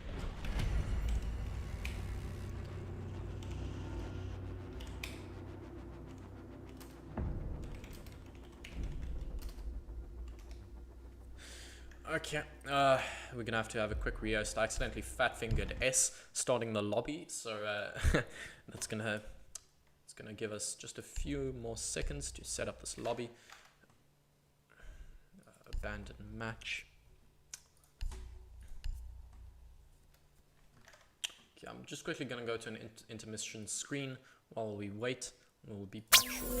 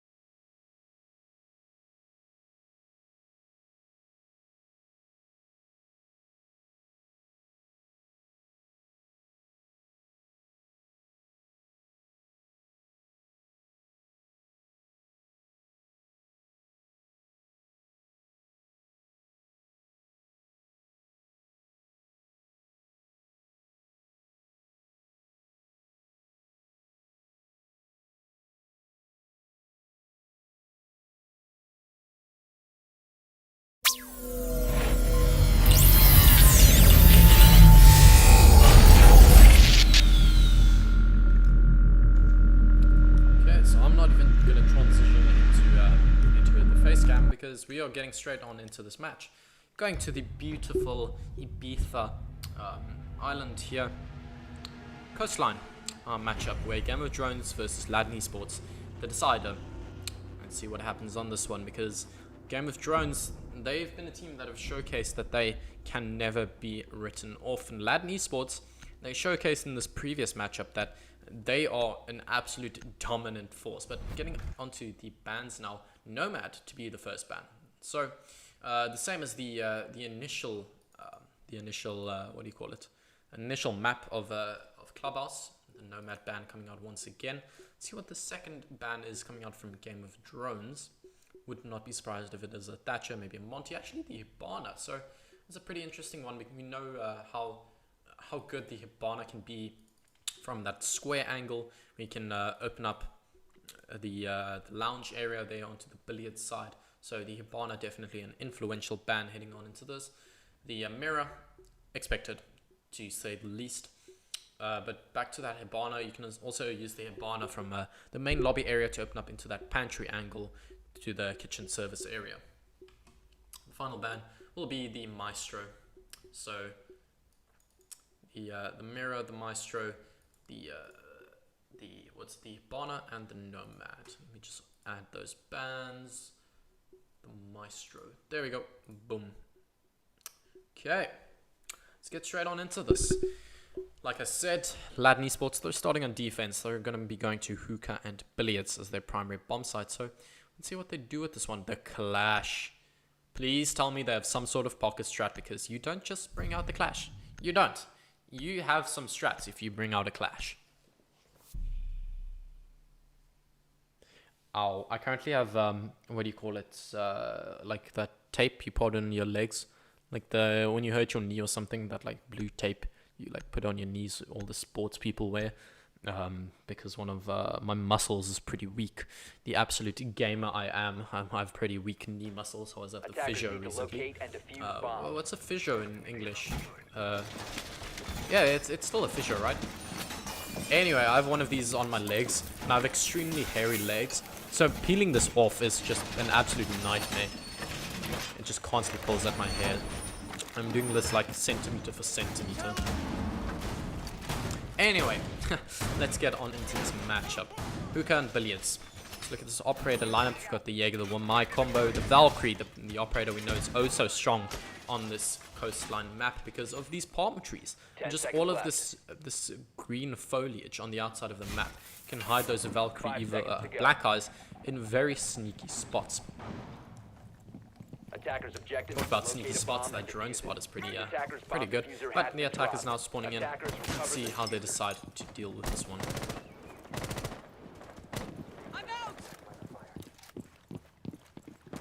Oh, I probably need to update the overlay.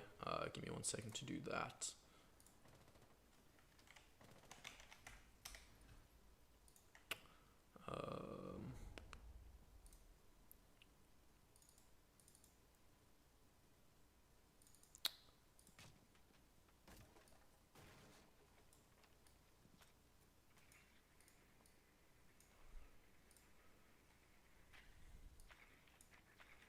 Okay, the overlay should be fixed if I'm not mistaken. Okay, sorry about that. I just quickly... Oh, I'm gonna have to transition. I'm gonna have to watch this. But I'm talking you guys through it while you can't see. The attackers have made quick work of taking control of this kitchen area, now going for an engagement with the player at the bottom of Cool Vibe stairs. Already pressuring him out, as well logistics being held by the Jackal at the moment. Full bottom floor control now in the favor of Game of Drones, the attacking side here. And they're just trying to translate this onto a side take. Strider notably is poised for a flank here if he so chooses. There's like a lot of pressure being felt here on the side. Sabi and Strider, though, the wild cards here, they're currently roaming in penthouse and at the top of the main stairs area. They can definitely be a thorn in the side of the attackers if they don't clear out these roamers very effectively. But this, the Ash Charge being used there down below actually does quite a bit of damage there onto Twix, putting him on about 75 HP now. The second one does come out, will not connect onto Twix, however. Only a one and done deal.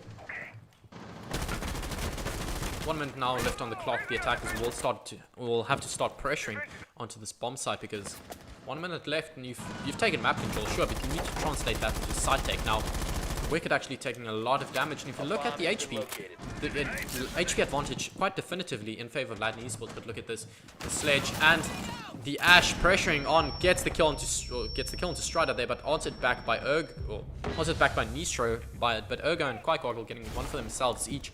Now 30 seconds left on the clock, 3 to 4 man count, but look at how low the HP is on these Game of Drones players. Ergo, Vlad and Theakbil all on at least 50 or lower HP. Oh, swings wide, connects onto the head, but cannot. Almost gets the kill, but now left last lives Mario in a 4v1 scenario. This is Game of Drones telling us they are not a team.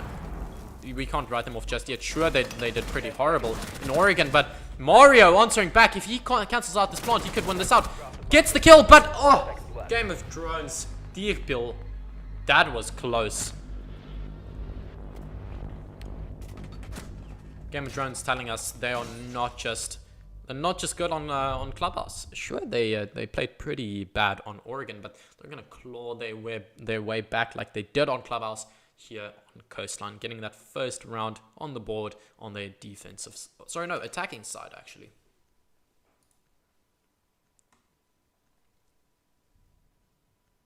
And what's the other one?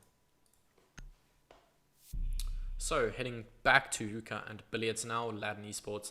Looks like they are bringing the exact same operator lineup, if I'm not mistaken. The Jaeger, the Wamai, the Valkyrie, the Smoke, and the Vigil. Yeah, is exactly the same operator lineup. No, the 6-pick. Onto the Vigil. Fuck. Same operator lineup. Attackers need to locate and defuse bombs.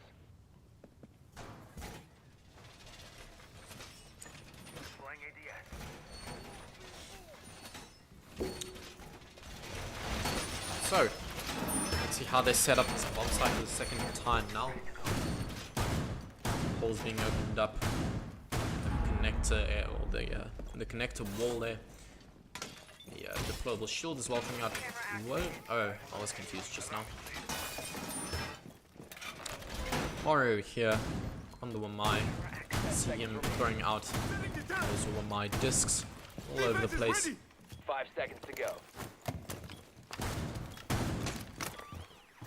Attacker's objective is to locate a So bomb looking and at this defuse it. lineup, once again you see the wide ram coming out from Strider and Sebi here on the Valkyrie, currently down below in logistics area, the security room.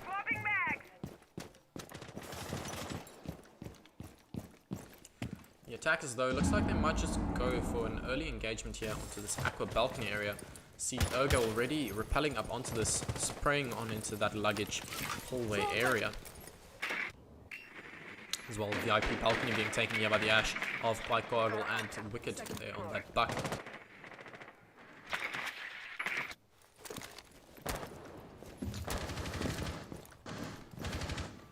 Strider here looks like he... Oh! Okay. I'm opening up some bullet holes. Ergo finds an insane headshot down to Twix. All 3 smoke canisters now lost because the player's dead. What can you do when he's dead? And Vlad and Ergo now starting to pressure onto this bomb site area, but White Gargle finds the kill to Strider. Sebi taking a lot of damage here in this theater area. Flashbangs being chucked out. He's getting pressured from each and every single angle. Finally, the kill comes out through the wall. That is Wicked on the buck to get the kill. Mario and Extra now left last live. The Jaeger, the Wamai combo. The Orgate 3 and the 416C carbine, but the opener coming from Neekstro now equalized into a 3-on-2 man count. The diffuser notably has been dropped into that luggage area, so Mario is currently holding a hookah, so Neekstro holding this luggage and aqua area. Definitely in a pretty good, good position to actually clutch this one out if they can hold steady here. Opening up from down below now, the buck making sure no vertical play can come out from the defenders here, but Neekstro is actually swinging very aggressively onto this aqua balcony area. The IQ currently repelling on up. Might just catch out the Jaeger here, currently droning it out. Jaeger decides to fall back. White Gargle with the Ash, the awful C. That reflex side pressuring on in, but the Jaeger loses his life. Mario left last life. The diffuser is still dropped it with a minute left on the clock in a 1v3 scenario. This is looking like a lockout for Game of Drones. The flashbangs being thrown out. Holding this cool vibe stairs area. Knows the buck is there. Pre-fires on into it, gets the injure, but no time to actually confirm that kill because he knows the plant will come down any second now. 33 seconds left. They have the diffuser, but they need to translate this into a side tech. Sure, it's essentially a 1v3, but he can still win this one out. The deployable shield, he can use that to his advantage. The player currently holding... There's so much damage onto Deekpeel. Finds the planter! 18 seconds left on the clock, and one player's injured. Deekpeel now left last live in a 1v1 scenario. Org versus Org. Sorry, no, G8A1 versus Org. 10 seconds to go. Proximity mine giving away his position, and that's Mario with an insane round for himself. Mario and Neekstro to clutch out that round. Well done to these boys. Clutching out a round that was essentially a done deal for Game of Drones. Now equalizing it out into a 2-on-2 round count.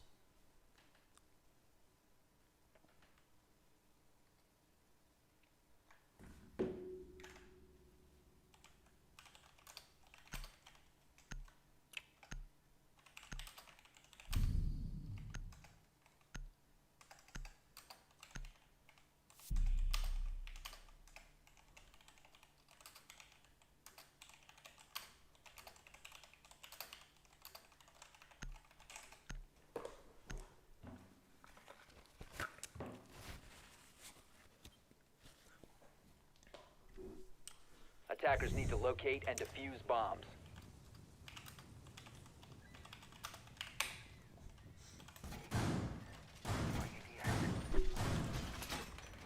So, heading to kitchen and service now. Attackers have See located what the Ladon bomb. Esports can do with this defensive side. Quite notably, I believe they're one of the teams that actually utilizes Castle quite often. In kitchen service, actually, I believe it was Ladon back in the day. They used a castle barricade here on this wall to actually assist in a lobby hold, but looks like they won't be doing that just yet in this round. Looks like a pretty traditional setup coming out from them. Mario and that is the alibi actually of Strider on this top floor hold, and you guys know what my opinion is on alibi. It's a novelty op. I don't know why they pick it in ranked lobbies like these. Sure, she has niched users.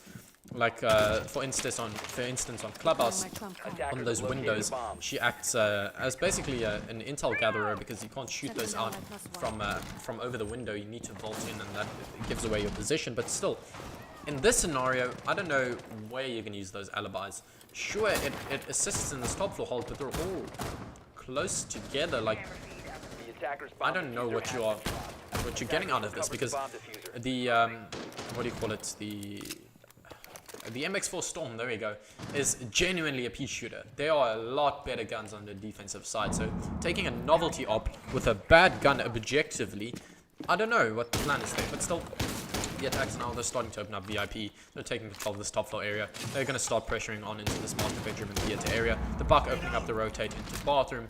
It's looking like a lockout here for the attackers, spraying on him, but that is the power of the alibi, proving me wrong. He's currently being pinged out. Players down below being fed his position, but actually somehow no damage being taken there. But Mario, the first one to go down, Urgo, but Strider answering back, gets traded out himself by the Ash there, getting the final kill. 4-3 man count now. The attackers have full top floor control. Vlad getting a kill for himself there. Onto Twix down below. That is the smoke off the board. All three smoke canisters now lost out. The Jackal pings coming out. The Equinox Equinox Tracker, I believe it's called. Nixtro and Sabi left last live. The MPX and the SMG-11. See what they can do with this combo. Sure, they still have side control, but vertical control is definitively in the hands of Game of Drones, with a minute still left on the clock. So Nixtro actually going for this flank, but it looks like most of Game of Drones have fallen back from this vertical play. So if he can establish these angles, you can do a lot of damage if Game of Drones eventually go for this plant. Looks like they're regrouping for a sunrise and kitchen window take. Nixtro to get the opener. That's on the Buck up top. Now top floor control in favor of Ladon Esports, but the play on the window. How did he not get that kill? Now whips on out, gets the down onto the Jackal there. Essentially a 2v2 now. This looks very winnable for the defenders. Just spraying on through with that SMG-11. Holds out the angle. The SMG-11 proving just a bit too much recoil there for him to handle. Nixtro now left last live in a 3-on-1 scenario, but he's got top floor control. He can cancel out this plant if need be. Sees the Jackal and he gets the kill. 2v1 scenario now. Diffuser in the hands of Quite Goggle. He can cancel out this plant, but no, he decides to rotate out. The player is currently in jungle. The IQ holding from jungle into that long hallway area, and the diffuser does go down. Swings wide and he cannot find the headshot. Game of Drones to lock out the round. A great kill for Diekbil. Now Game of Drones with a 2-1 round lead heading on into this.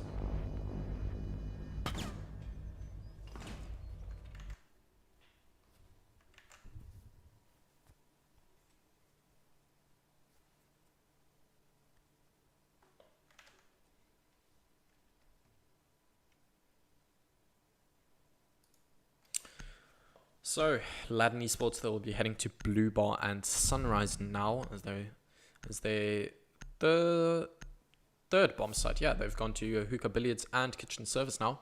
So, Blue Bar and Sunrise, in my opinion, one of the most underrated bomb sites in this game. Oh no, please take the glass, damn it. I play Glass quite a lot in my own spare time in ranked games, quite a lot. Quite an underrated operator in my opinion. Just that OTS 03, genuinely a great gun. Although it's been nerfed in terms of its thermal scope, it's still a very good gun. But heading to Blue Bar and Sunrise, like I was saying, a genuinely underrated bomb site. There are so many ways to hold this. Notably, something that's been pioneered by Pengu, I believe. Playing with the deployable shield here in this I don't know what you call this area here. The couch, I believe. Bomb chassis, I don't know. Anyway, playing close to this pool entrance area with a deployable shield, holding out to this pool entrance area, just locking out that entranceway. 10 seconds left before insertion. 5 seconds to go. Nixra up above looks like he will be throwing out an Attackers' objective evil is to locate a eye. bomb. Sorry, a black eye. Defender has left the area of operation. Looks like he might be using this one to go for some early spawn peaks. Sees the players spawning in Defender ruins. has left the designated Swings wide, but they've already fallen Defender exposed. on into that office area. Ooh, the spawn peaks as well actually coming out from, I believe that's Twix with the SMG-11. Aggressive much, okay.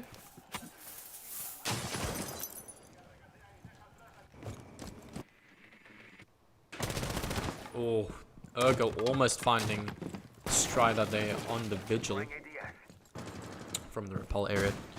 40 seconds now already off of the clock. The attackers with almost full top floor control. A bomb has been located. Oh, the C4 coming out from down below puts Ergo on around 10 HP now. Definitely doing a lot for his team there. I believe that was Bomb located by Nixtra with his Nitro cell. If you head on down to the overview, this defense from Ladon Esports is spread out very thin at the moment.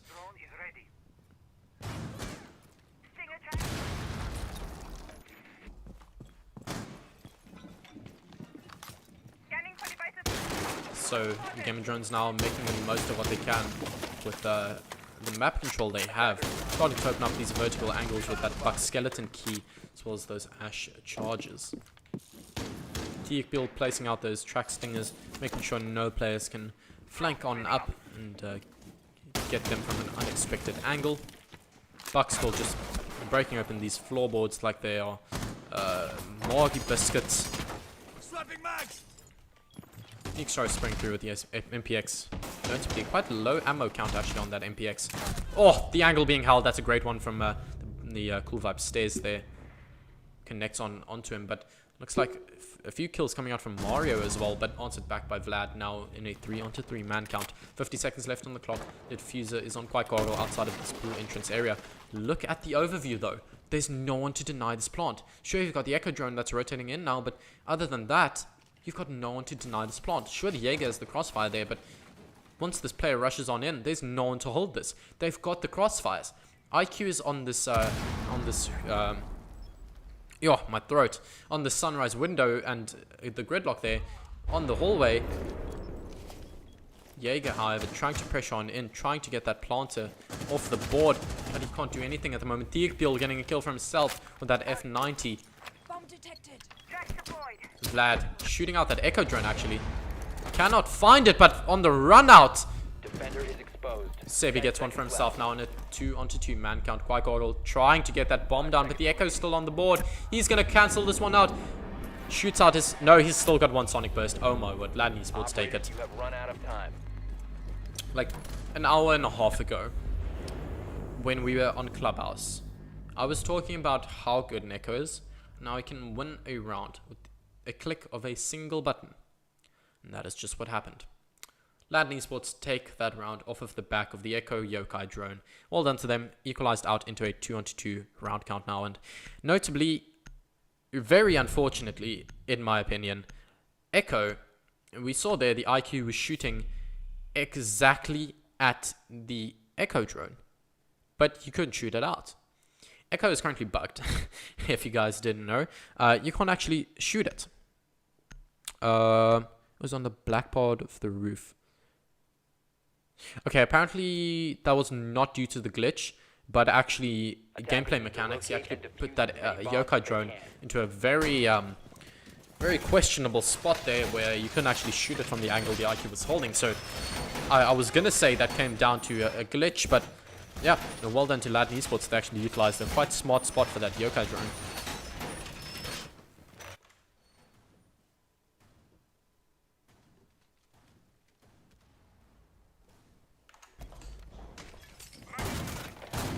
Up and running. New feed out. 10 seconds left before insertion. 5 seconds to go. Deploying magnet! Catching projectiles!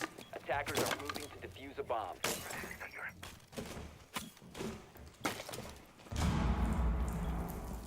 Giving them a shot. Wire. So let's see what the attackers start to do with this because... Okay. Nixra You don't have to do a man like that. The spawn peek coming out from him, killing off Vlad. Quite ironic that the one player that can actually scan up. No. He connects! Oh! Okay, no, okay. I thought that connected because I saw the outline of the player actually vanishing.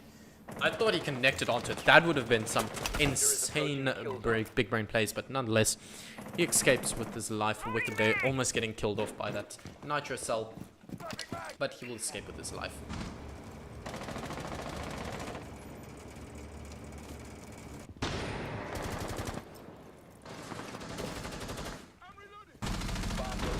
Wicked, well, sure you don't connect with the nitro cell, but Wicked connects with the MPX. Great kill there onto Wicked. That's the buck now off of the board. A 3-5 man count in favor of Ladon Esports. The defensive side here swings wide with the Ash R4C, but the Jaeger to get the kill. That is Sebi to get a great one for himself. So now a 2-5 man count. This is not looking likely for Game of Drones. They are definitely at a back foot in this round.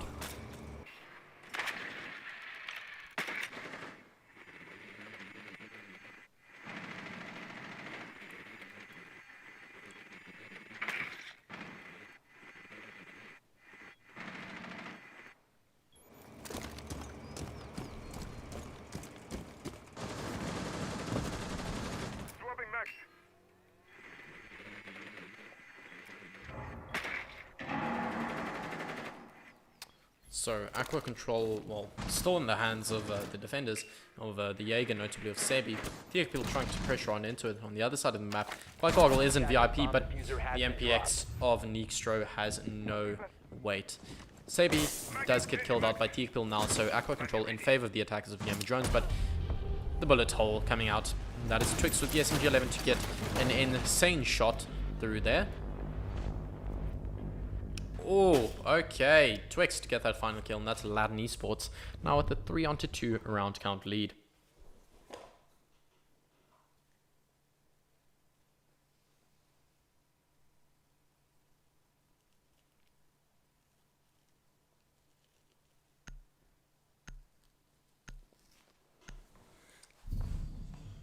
Whew. I'm tired, man. I'm gonna be honest. You guys have probably noticed I've been giving a bit less commentary the last few rounds, but I'm just genuinely tired, bro. I want to head to bed. I've had a long day. I want to head to bed. Still got a long lineup tomorrow as well. Be sure to come back to my channel tomorrow. I believe I've got a 1 PM, a 5 PM, and an 8 PM game. So a lot of siege action throughout all of the day. I believe I'm going to be casting the upper bracket semi-finals, the lower brackets. No. Yes. Question mark? I don't know. I'm going to be casting the upper bracket semi-final, the lower and 2 lower bracket quarterfinals, if I'm not mistaken. Yes, I think that's what it is. Oh well. That is tomorrow's issue. We'll find that out in due time, which teams are going to be in those matches and which of them are going to be falling out of this tournament. Game of Drones and Ladon Esports, notably, this is an upper bracket game, so if either of these teams loses, it's still not too big of a deal. They can still claw their way back through that lower bracket, but it's like Neekstro already celebrating here. You've not won, my dude.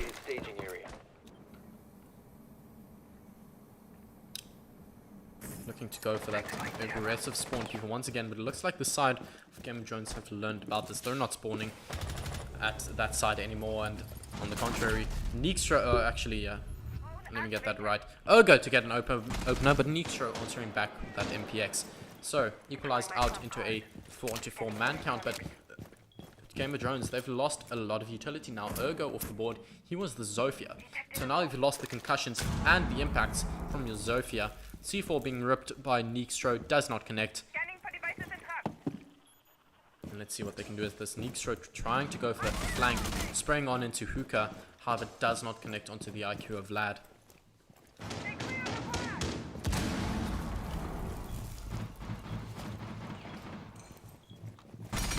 Your sprays on in, cannot find even one bullet onto the buck of Wicked. Still a 4-4 man count. This is getting oh so passive. The attackers, they've taken almost full top floor control. However, Alibi, Strider is still here. Swings wide with the MX4 Storm, however, does not connect onto the buck just yet. Swings wide, but from the long hallway, I believe that's the Ash with the R4C to connect with the kill. Now getting pinged out from that from this Prismus, but or she might just find this Valkyrie. Does see the melee hull, however cannot spray through the wall quickly enough. Nitro on around 1 HP, quite literally 1 HP. Now Wicked as well getting a kill into Mario, so Twix and Nitro left last alive. This is not looking good for Ladon Esports because Twix is on quite genuinely 1 HP. Twix is alone on site with the SMG-11 getting pressured from every angle imaginable, from upstairs, from service doorway. The Ash chucking out those flashbangs, the gridlock track sting is coming out. Swings wide with the SMG-11, however does not connect. Gets it! And oh! Twix, what are you doing? Causes a team kill coming out from Deekbill. Connect with the M5. I don't even know what that shotgun is called anymore. My brain is completely fried. There we go, that's the right word.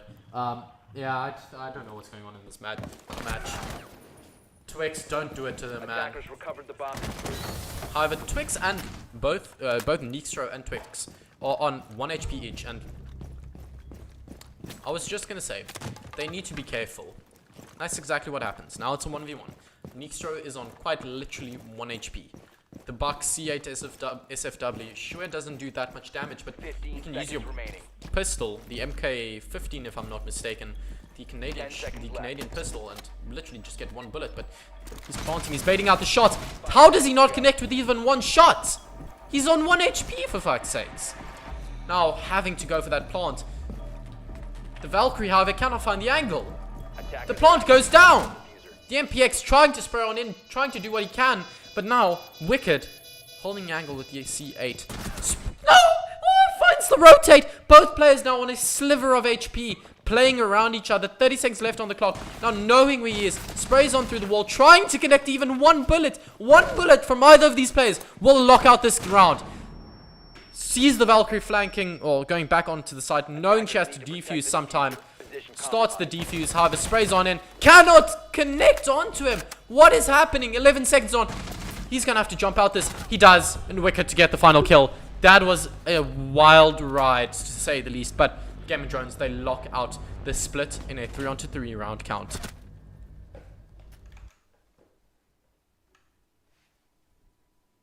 Mario as well, but answered back by Vlad now in a 3-on-3 man count. 50 seconds left.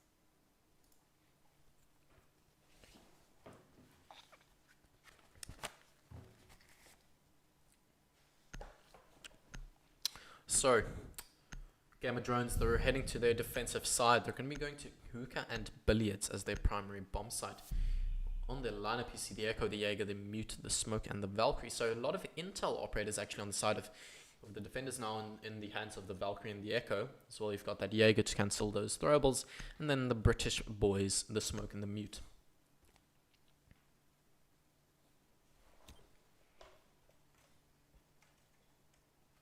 Attackers need to locate and defuse as many bombs as they can.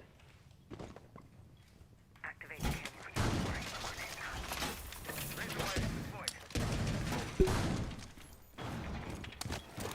Bearing 9 with a no scope actually.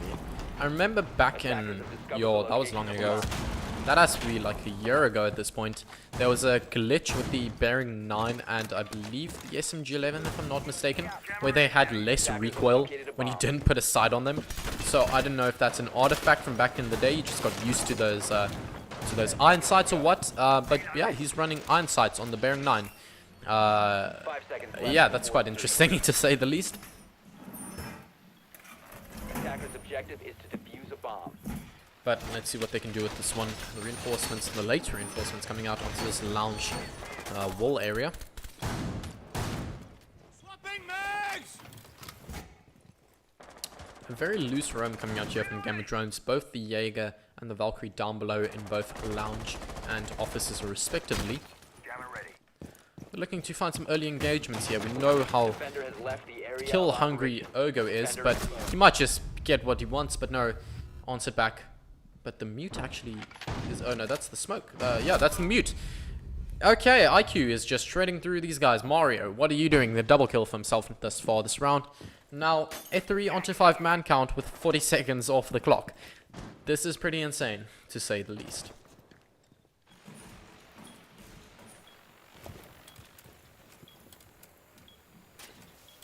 So now already pressuring onto this main bomb side area. You've got the player on the main window. Repel, however, taking a lot of damage. Neekstro from Thiekpil there on the smoke.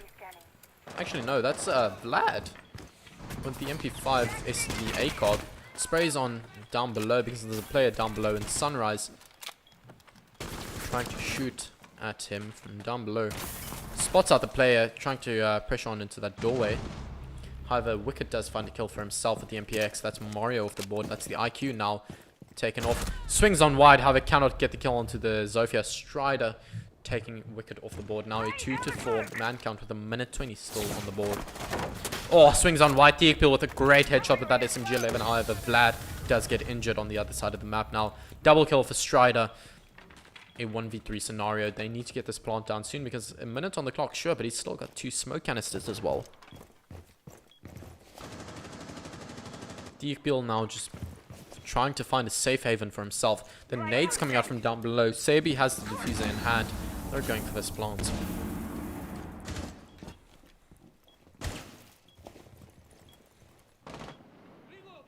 Plant is going down. The gridlock. Planting that bomb. I believe that is currently planted in hookah, so we'll have to pressure on into this hold coming out here from the attackers. Connects onto the first, finds the kill, but there's a player onto his right. If he doesn't check this corner, he will get killed out. The player has fallen back into VIP, so he now probably knows the one is in VIP and the one outside of hookah. If he can play this well with his smoke canisters, he's still got 2 smoke canisters. If he chucks these out in the right positions, he could be able to defuse this out right here, right now, and clutch out this round.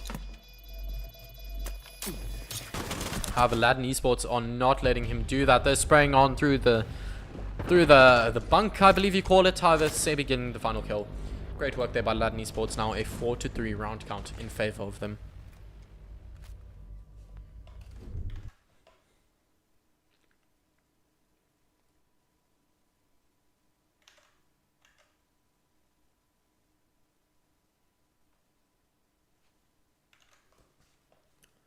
Yo, I'm tired, man. I'm gonna be honest.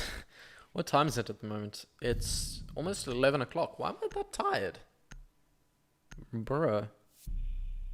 I had a long day. However, I can't complain for too long. Let's get back on into this game. Hookah and billiards it will be. Looks like quite a bit of a change up from the previous rounds. Operator lineup, you've got the Mozzie instead of that Echo. Attackers need to locate and defuse as many bombs The as they rest, well, even Ergo is currently on the. Oh, sorry about that. He's currently on the Vigil instead of the Valkyrie, so definitely a big 180 from the previous round's operator lineup.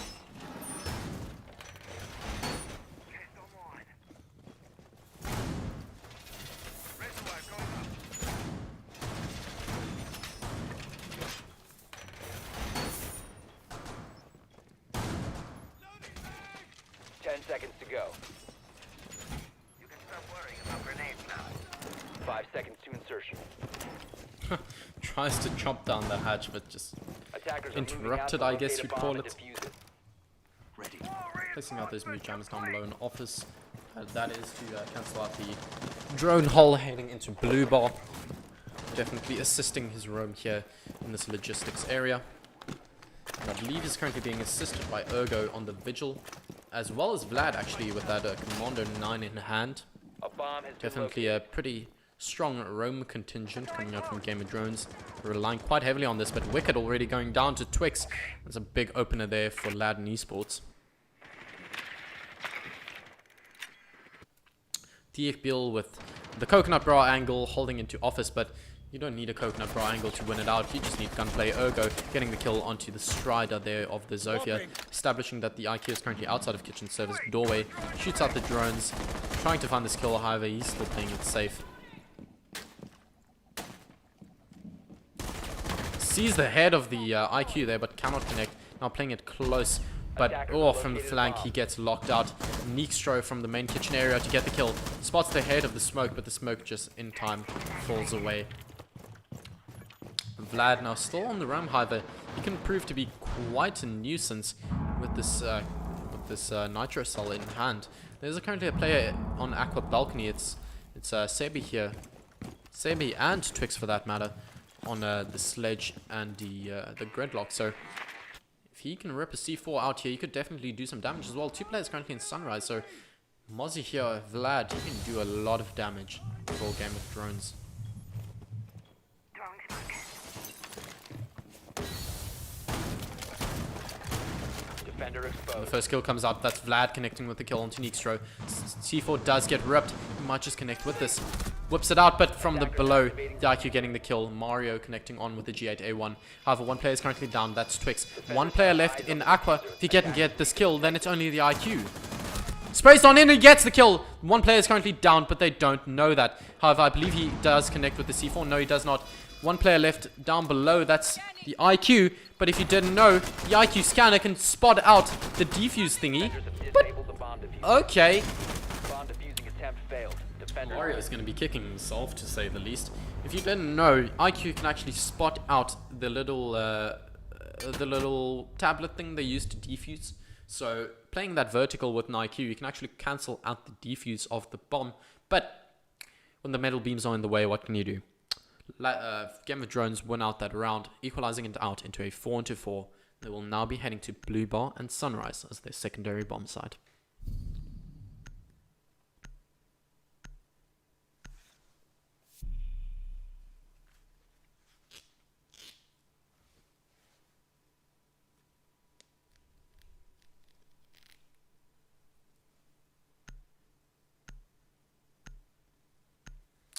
Six pick off of the Bandits onto the Valkyrie. We've seen how good the Valkyrie can be, especially on this map.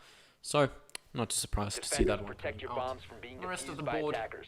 see the Jaeger, the Wumai combo once again. The British brothers, Discover the pretty location of a bomb. default lineup coming out from them.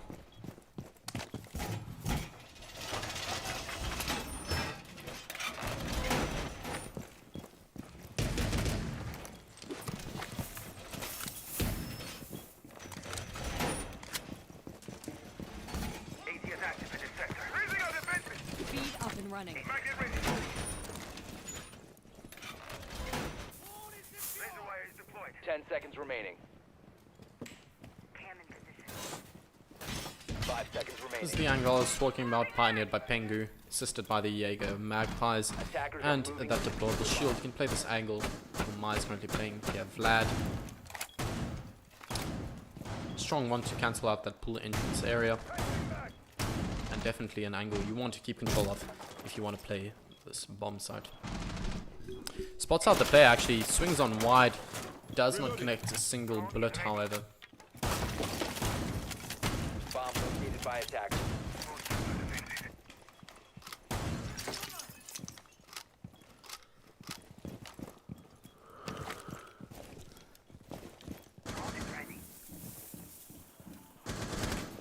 Ergo, once again, name a more iconic duo. Ergo and a Jaeger spawn peeking. Here's the drone. Knows players are going to be pressuring him from this kitchen service area. Here's the door being opened up at the main lobby area, so he knows he's being pressured. They know of his positioning, but not a lot they can do about this. Your runs through the array of bullets coming out through. The Zofia might just find this kill. Strider's playing passively, does a lot of damage there onto Ergo, but taking an equal amount of damage himself. Wicked connecting, however, with a kill of his own onto Sebi. That's the gridlock now off of the board. All of the track stingers, all of that utility lost out. Now the Jaeger rotating out. He's done a lot of damage onto Strider. And the diffuser's actually been dropped. Now finally picked up by Twix there on the top floor area here in Aqua. Opening up this floorboard. Trying to pressure on into the bomb site. However, Vlad connecting onto Neekstro. That is your Capital for the board. So no more Capital smokes or firebolts to be used. Attackers dropped into Ergo just continuing this barrage. This absolute... This man's a unit. Just getting so many kills for himself and his team. Now a 5-2 man count. Make that a 4-2 because Mario answers back with a kill of himself onto Vlad. Now taking control of this kitchen area, he might just start to pressure on into this Sunrise area, but is that player in jungle? Yes, he is. This is a very good angle being held here by Quack. He might just find this onto the IQ if the IQ... Oh, how does he see that IQ? The mute literally did not see him. I don't know how he got that kill. However, that is a great angle. Well done to the IQ. Mario equalizing it out a tad bit onto a 3-on-2, taking a bit of damage from that smoke canister. However, jumping through the window. The smoke is not ready for it. Gets killed by Strider now. Side control in favor of the attackers. However, look at this. The diffuser is currently dropped inside of Billiards. They need to collect this, and there is no time. 10 seconds. They're going to have to rush on up. However, the smoke gets the kill. Oh, sorry. Ergo on the Jaeger gets the kill. Only finds the second. That's a third for him on the round. Great kill for Ergo. Game of Thrones now with a 5-4 round count lead.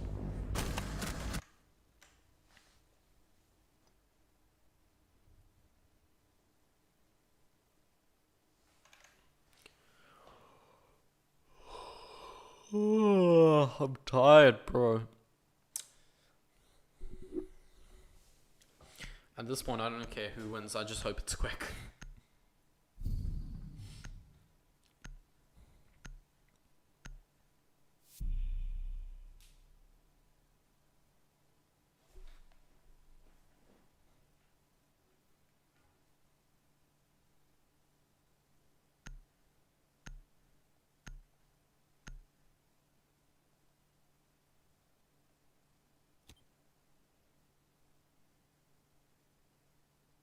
Attackers need to locate and defuse bombs.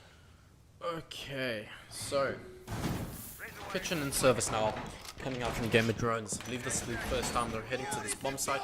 Getting one out of both Blue Cub Billiards and Blue Barn Sunrise. So let's see what they can do with this. This is their third bomb site, so you wouldn't expect them to do too good, but this is one of the classic bomb sites on this map. This is the one everyone knows how to defend, everyone knows what to do on it. Well, what they prefer to do on it is a top floor roam contingent. See, currently 4 players roaming up above, setting up this top floor area. 10 seconds remaining. 5 seconds to insertion. Attackers are moving out to locate I a wonder if bomb. they're gonna keep this top floor roam contingent or if they're gonna rotate downwards, but let's see what comes out from this round. Attackers have located a bomb. Magnet deployed. Magnets ready. Set them. Loading mag! Camera ready. So let's see if Game of Thrones can widen this lead by a round, or whether Ladon Esports takes this tit for tat, equalizing it out into a 5-on-5. And I would not be surprised if this goes onto a 5-on-5, potentially into overtime, because what we saw on Clubhouse is how equally these teams can go punch for punch and just answer back to each other's aggressive plays, and that's what we're seeing here. Although Oregon was definitely a one-sided affair, this is coming down to the wire. Game of Thrones have the advantage here in terms of the round count, but this could still fall either way. Looking at the attackers now, they're all situated outside of this kitchen service area, and they're pushing on in. They have complete side control now. The smoke, the only one that can really, or sorry, the Pike Argle and the mute, the only one that can really contest this, but the plant's going down. Game of Drones, what are you doing? Their defense is definitely way too wide. I was commenting on how absolutely how stretched their defense was. They had so many players up top, and that's the one weakness you have, is a rush strat. And that's exactly what happened. Pike Argle now left last live in a 1v4 scenario. 30 seconds left on the diffuser. This is a round for Ladon Esports.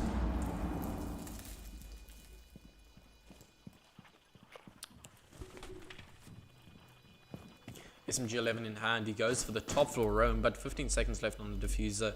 He's going to drop this hatch, and he's going to get absolutely domed by this Ash. Does a bit of damage with the Ash actually rotating up. Whips out the shotgun, gets the injure. Great kill for himself. He's buffing his KD a bit, but Strider to get the final kill with a great headshot there. That is Ladon Esports now equalizing it out into a 5-on-5 round count. This is going blow for blow, hit for hit. These guys are taking it all the way.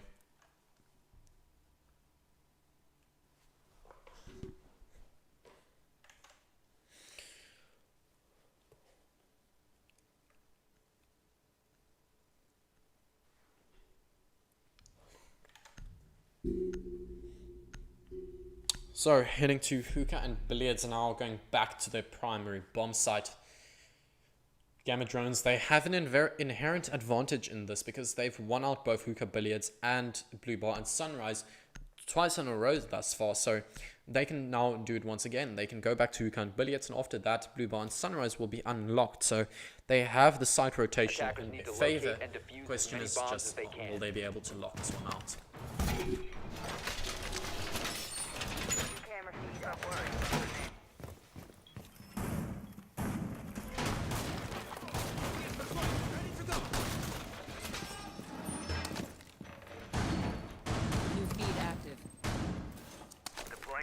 We've seen these Valkyrie cams on this map be so influential, and once again the Valkyrie being brought just so many small cubby holes and little obscenities, things you can hide the Valkyrie cams in, those black eyes, feeding so much information to your team. Definitely a big piece of utility, especially on this map, being such a small map where you can instantly rotate almost any part of it, get a good flank coming. Those black eyes feeding that information is definitely a big factor in your defense. But let's see if Gamma Drones can lock this one out right here, right now, because 2 rounds for any one of these teams and they take the series, or 1 round each and they push this into overtime. Attackers have located a bomb.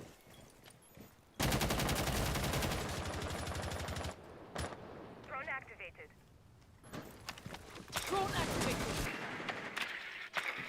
So a pretty strong bottom floor roam contingent here from the side of Game of Thrones. Jaeger, the Mutant, and the Valkyrie all here down below in office, logistics hallway, and Blue Bar. See if this does work out for them though. Only 2 C4s in the back pocket of these roamers down below. Vlad taking a lot of damage here down below from, I believe that's Neatstro with that T95 LSW. Wicked as well, somehow taking a lot of damage. This is looking like a quick lapse coming out from Ladon Esports. This is a big one for them, but Wicked swings wide and gets a kill into Neatstro. And that's a big one to alleviate the pressure coming out, because that's the player that was repelling onto the main window area. Launching drone. High Cargill in a bit of an engagement here down below. This player here in Sunrise, but he's getting the pings from up above. Whips out the C4 and he connects. That's Twix off the board. Sprays on in, whiffs a few shots onto the IQ. However, he is still alive. He can maybe still get this kill, and he does. He goes on into the crouch position from prone. Somehow hits that headshot. A great one to find, because now it's a 4-2 man count. However, equalized out by the Zofia here on the Hookah balcony area. Whip swings on wide and he gets the kill to Wicked. Now a 3-on-2 man count. A minute 14 on the clock. They have the diffuser and they can start going for this execute, but 3 smoke babes still in the pocket. These players are holding it passive. They know they can just cancel out this plant if need be. Game of the Drones playing oh so passively. They know they can just wait this out. Sebi now joining Strider here, going for this plant, and Hookah now seemingly. However, the smoke babes come out. This might just be enough to cancel out this plant, and indeed it is. The smoke babes coming out. It gets the kill onto the Zofia, and finally Vlad to connect with the 416C carbine and get the final kill there on to the gridlock. A great one to find, and that is Gamer Drones now with the advantage. At the very least, Gamer Drones will be pushing this into overtime, if not taking this one right here, right now in this last round.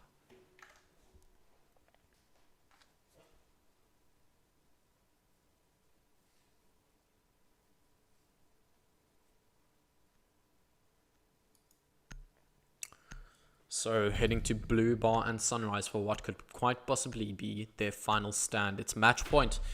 Ladon Esports, they're not too far behind. If they win this one out, we're heading to overtime. If not, Game of Drones could take this right here, right now, and be the first team in the upper bracket semi-finals. Actually, wait. Has that game concluded?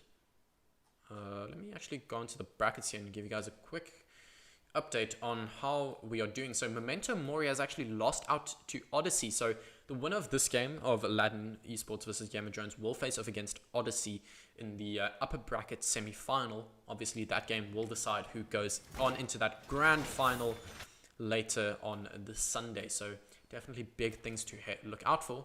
As well, tomorrow on the cards will be Memento Mori versus Frantic 6, as well as the loser of this match versus Frantic 6 Black in the loser brackets. But we're getting ahead of ourselves. We need to conclude this match before we can start talking about tomorrow's matchups. And this might just be it. This might be the final round, the final stand coming out from Game of Drones.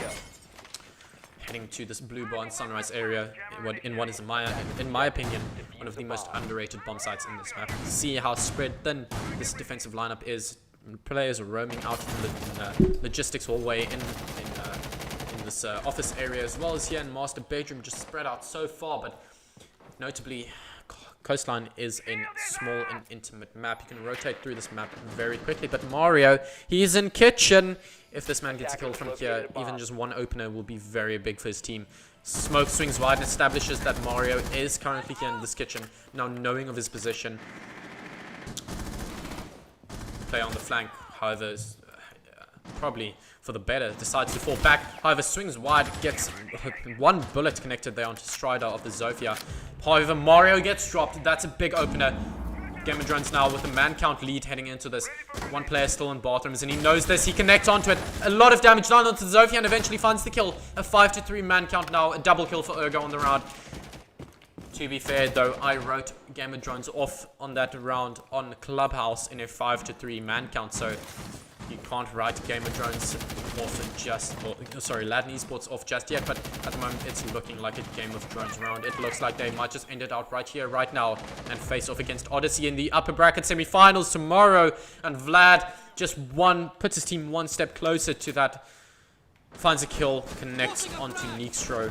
Now Twix and Sabi left last live, but Sabi actually connects with the F90. A great kill there with the headshot onto Wicked, getting the alibi off the board there. Now a 4-2 man count, but connects on into it, gets a great shot onto Ergo. This is not over yet. He might still be able to clutch this out.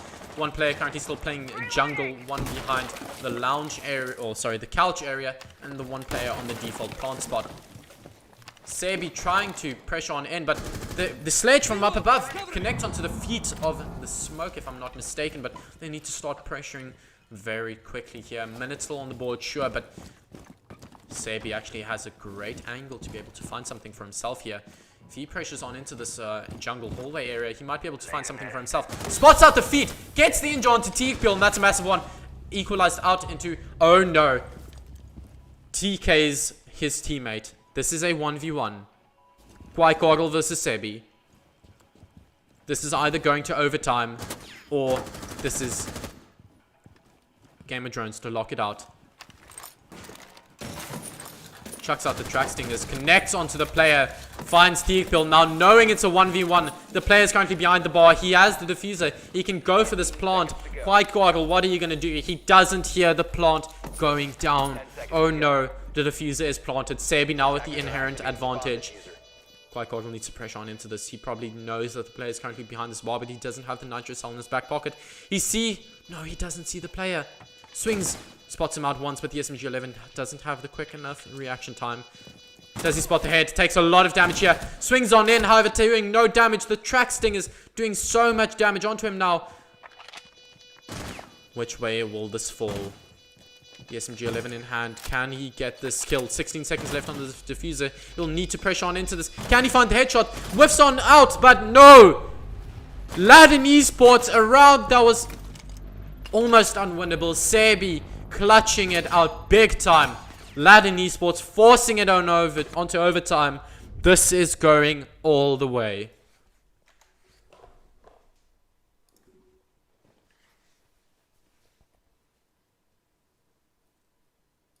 Contest this, but the plant's going down. So, heading into overtime now. Game of Drones, they are starting on defense. Thus far, the splits have gone 3-3, 3-3. So, no inherent advantage for the defenders. On the flip side, however, the Coastline is traditionally an attacker-sided map. So, you would give this to Ladon heading into this because they have the attacking side. But based on this game thus far, you can't really give any team the inherent advantage. Now, they will be heading to Hookah Affiliates at their primary bomb site and see what Game of Drones can do with this one. notably the Pulse coming out. I believe that's the first time this matchup, if not this entire series, that we've seen a Pulse coming out, and I'm genuinely surprised we're only seeing it this late, because Pulse, especially on this coastline here in Hookah Billiards, we know how strong it can be with that vertical play if you play down below in either Blue Bar or Sunrise, because this floor, it's made out of Mari biscuits. The entire floor is cardboard. You can chuck out those C4s, and with that cardiac sensor, you know exactly where those players are. But oh no, is he going to pull a Corza on us? No, he's not going to run out on that on match point. Attackers are moving Go. I mean, he might just do this. He might just pull a Corza on us. By the way, if you don't know what a Corza refers to, Corza, back in the day, he used the USA operator shotgun on this very operator on Pulse. On this very window, went for it, run out, got the kill. And he's spotting out the Zofia. Is he going to go for this? Yes, he is. He knows the player's on the drone now. But the Zofia is already pressuring on into the kitchen service area, so no real reason to start pressuring onto this, but Neeks are already getting the kill into Vlad. That's a big opener for them now. Vlad, a very big operator off of the board. The 416C Carbine, one of the best guns on the defensive side now off of the board. But Mario connects onto Urga with that Claymore. Unfortunate to see that one come out. Now a 3-5 in favor of Ladon Esports. This is not looking good for Game of Drones, but we know how good these players are at clawing back rounds, clawing back games. Can't write these guys off just yet. So Quackoggle will definitely be an important factor here in retaking this and giving Game of Drones a bit of an advantage here, because they don't currently know his positioning. Maybe the IQ actually currently hearing him, but Twix, what the fuck are you doing? Killing himself with a nade. Unlucks there, man, but let's see what Quackoggle can do here, and that, honestly, that's a pretty big opener, because Twix off of the board now equalizes it out into a 3-4. This is certainly doable for Game of Drones. If he swings wide and gets this IQ, they could win this one out.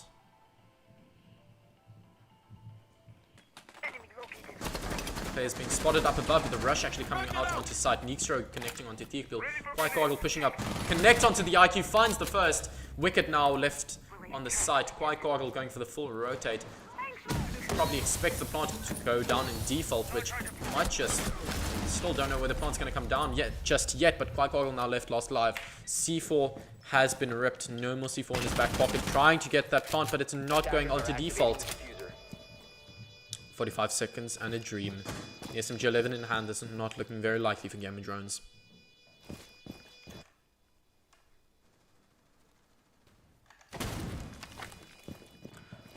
The drone spotting him out, as well as the player currently on the main window, Repel. 25 seconds. Quackoggle, SMG-11 swings on out, connects with the SMG-11. The great headshot there onto Sebi. Gets the opener onto the gridlock. Might just spray on in. Does a bit of damage, actually no damage actually, onto Neekstro. Spots the drone, 10 seconds. This is a done round. Ladon Esports taken. Oh, finds the kill. Great one there. And that's Ladon Esports taking the first one. So, Ladon Esports, they are one off taking this series. If they win this next defensive round, they are in the upper bracket semi-final, facing off against Team Odyssey. But Game of Drones, they did it in the previous one, back on Clubhouse. Ladon Esports took the first overtime round, but from there, Game of Drones just clawed it back and took Clubhouse. So, Game of Drones, you can't write them off yet. This could very well still go the way of Game of Drones. This could go either way, boys. We are going the distance.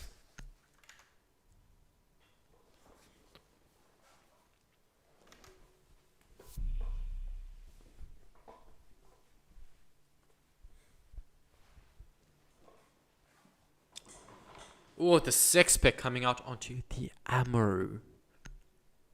This is either them giving up, which it definitely isn't, or them having quite an insane strat. And I hope it's the latter, because they're going to Blue Barn Sunrise. It's a bottom floor site, so the Amaru is definitely not one of the most useful operators on a bottom floor site, but nonetheless, it could still prove quite useful. Attackers have discovered the location of a bomb. That Garrow hook able to rush on in anywhere, in any window, so Wonder if they're going to push on into Aqua, maybe on into Penthouse. I don't know. Either way, this should be quite an interesting round, to say the least. Ladon Esports on the defense. They're looking to lock this one out. They want to win this out right here, right now. They're probably just as tired as me after this insane best of 3. They've given it their all. They want to lock it out right now. Please go for the spawn peek. I beg of you, Nitro. If he connects onto this, I swear. Ooh, doesn't spot out the player that actually spawned in ruins, but oh, he's getting sprayed through that hookah window. Ergo, I don't know where Ergo is actually currently situated, because he might just go for this rush with the Garrow hook, but he's currently droning out for his team, so it does not look like he is the catalyst for his team. Game Jones definitely taking this quite slow and steady. And they're making sure where these players are, they're making sure they're droning out each and every single thing. And, oh, you know you want to, With that G8A1, let's see if he rushes on into this. The opener comes out in favor of Wicked onto Sebi. That's a pretty big one, the mute now off of the board. But Ergo rushing on in, finds the kill onto Mario! That now is a 5-3 man count in favor of Game of Drones. Suddenly, they look to push this into overtime match point, series point. Or pre-play C4 being spotted out there by the IQ. That's a pretty big one. That was the C4 from, I believe, Neekstro on the Valkyrie. So, pretty big one to find that. Sprays on in, trying to find the hand there of the Buck. Oh! No, that was Twix. Okay. I was going to say, that was some insane kill there by Neekstro, but it was Twix on the SMG-11 to find that kill. Now equalized out just a tad bit into a 4-3, but definitely still an inherent advantage here for Game of Drones. And, oh, they find him. A 2-on-2. Oh, and answered back though by Neekstro. A great kill to find for himself. Trying to pressure on into this logistics area. However, it's still a 3-on-2 round count. Teakbill now knows of Neekstro's positioning here in this logistics area. He's trying to swing wide with the MPX, but if he dies on out here... No, the player's on the...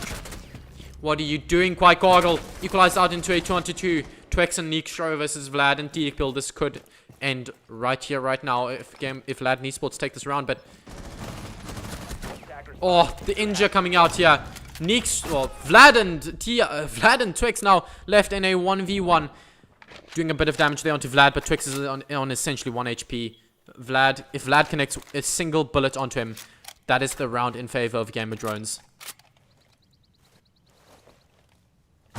Oh! The tight angle being held there connects onto him. Looked like he was gonna... He looked like the smoke might have won that out, but just the ACOG there giving the advantage. Oh, the sexy shot there, connecting onto it. And this is going to overtime, match point, series point. Just a quick thing there. That is how a site setup can bite you in the ass. Because we all know the traditional setup there for blue bar is to shoot out that panel into square area. But when you lose control of main lobby, that's going to bite you in the ass. We saw the mute there. He was behind the blue bar, but... You can't just really do anything when square control is not in your favor, and when a player with an ACOG is holding that, you're kind of screwed. So, definitely coming back to bite them in the butt, but it all comes down to this hookah and billiards. The final bomb site. This is going to be wild.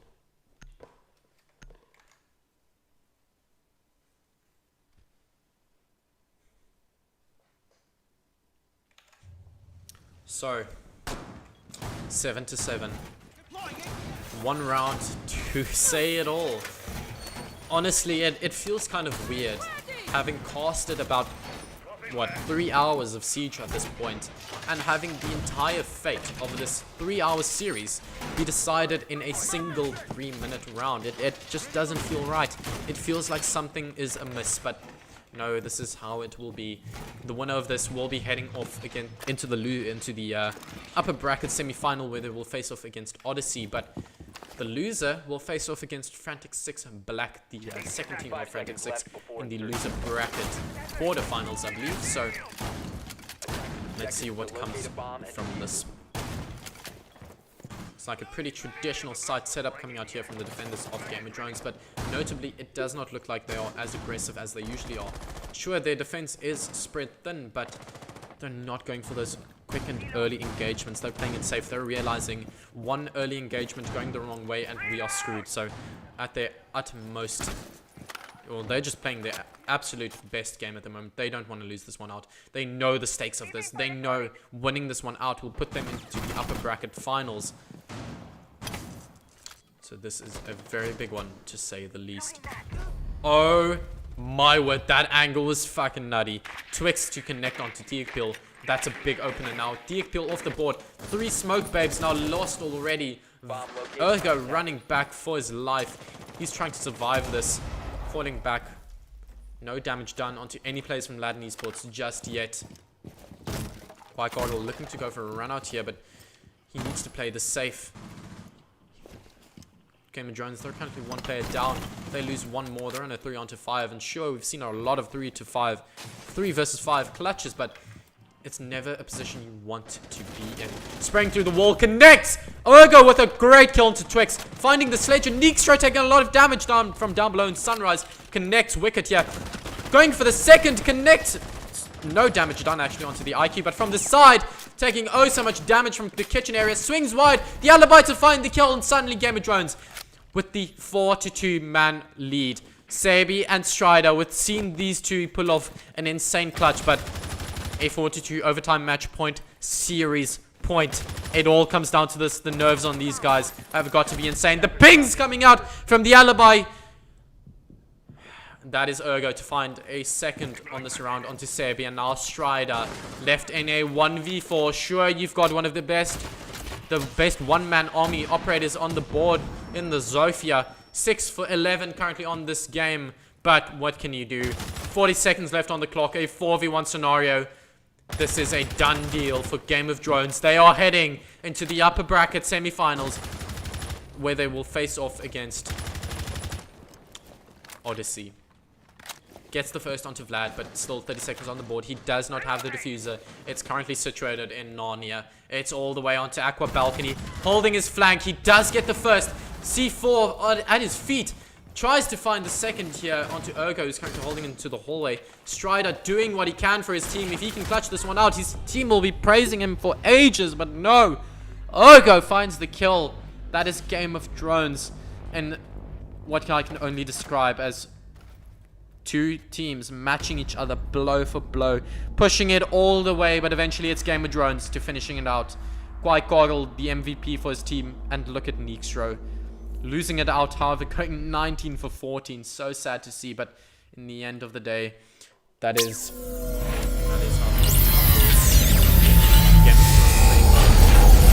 bracket,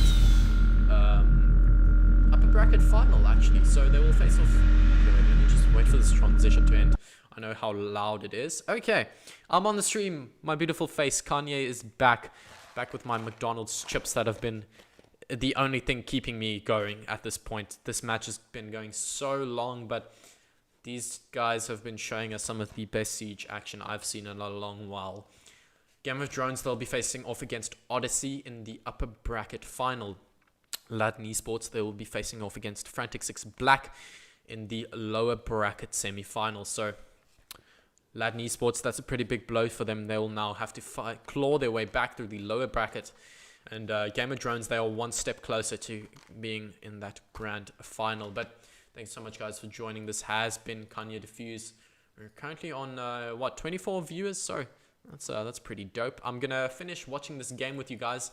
I'm currently on 6-6 round count. So I'm going to watch the overtime with you guys. Going to be in chat there. So talking to past or future you, actually. So I'm hoping you guys enjoyed this. Thank you so much for joining.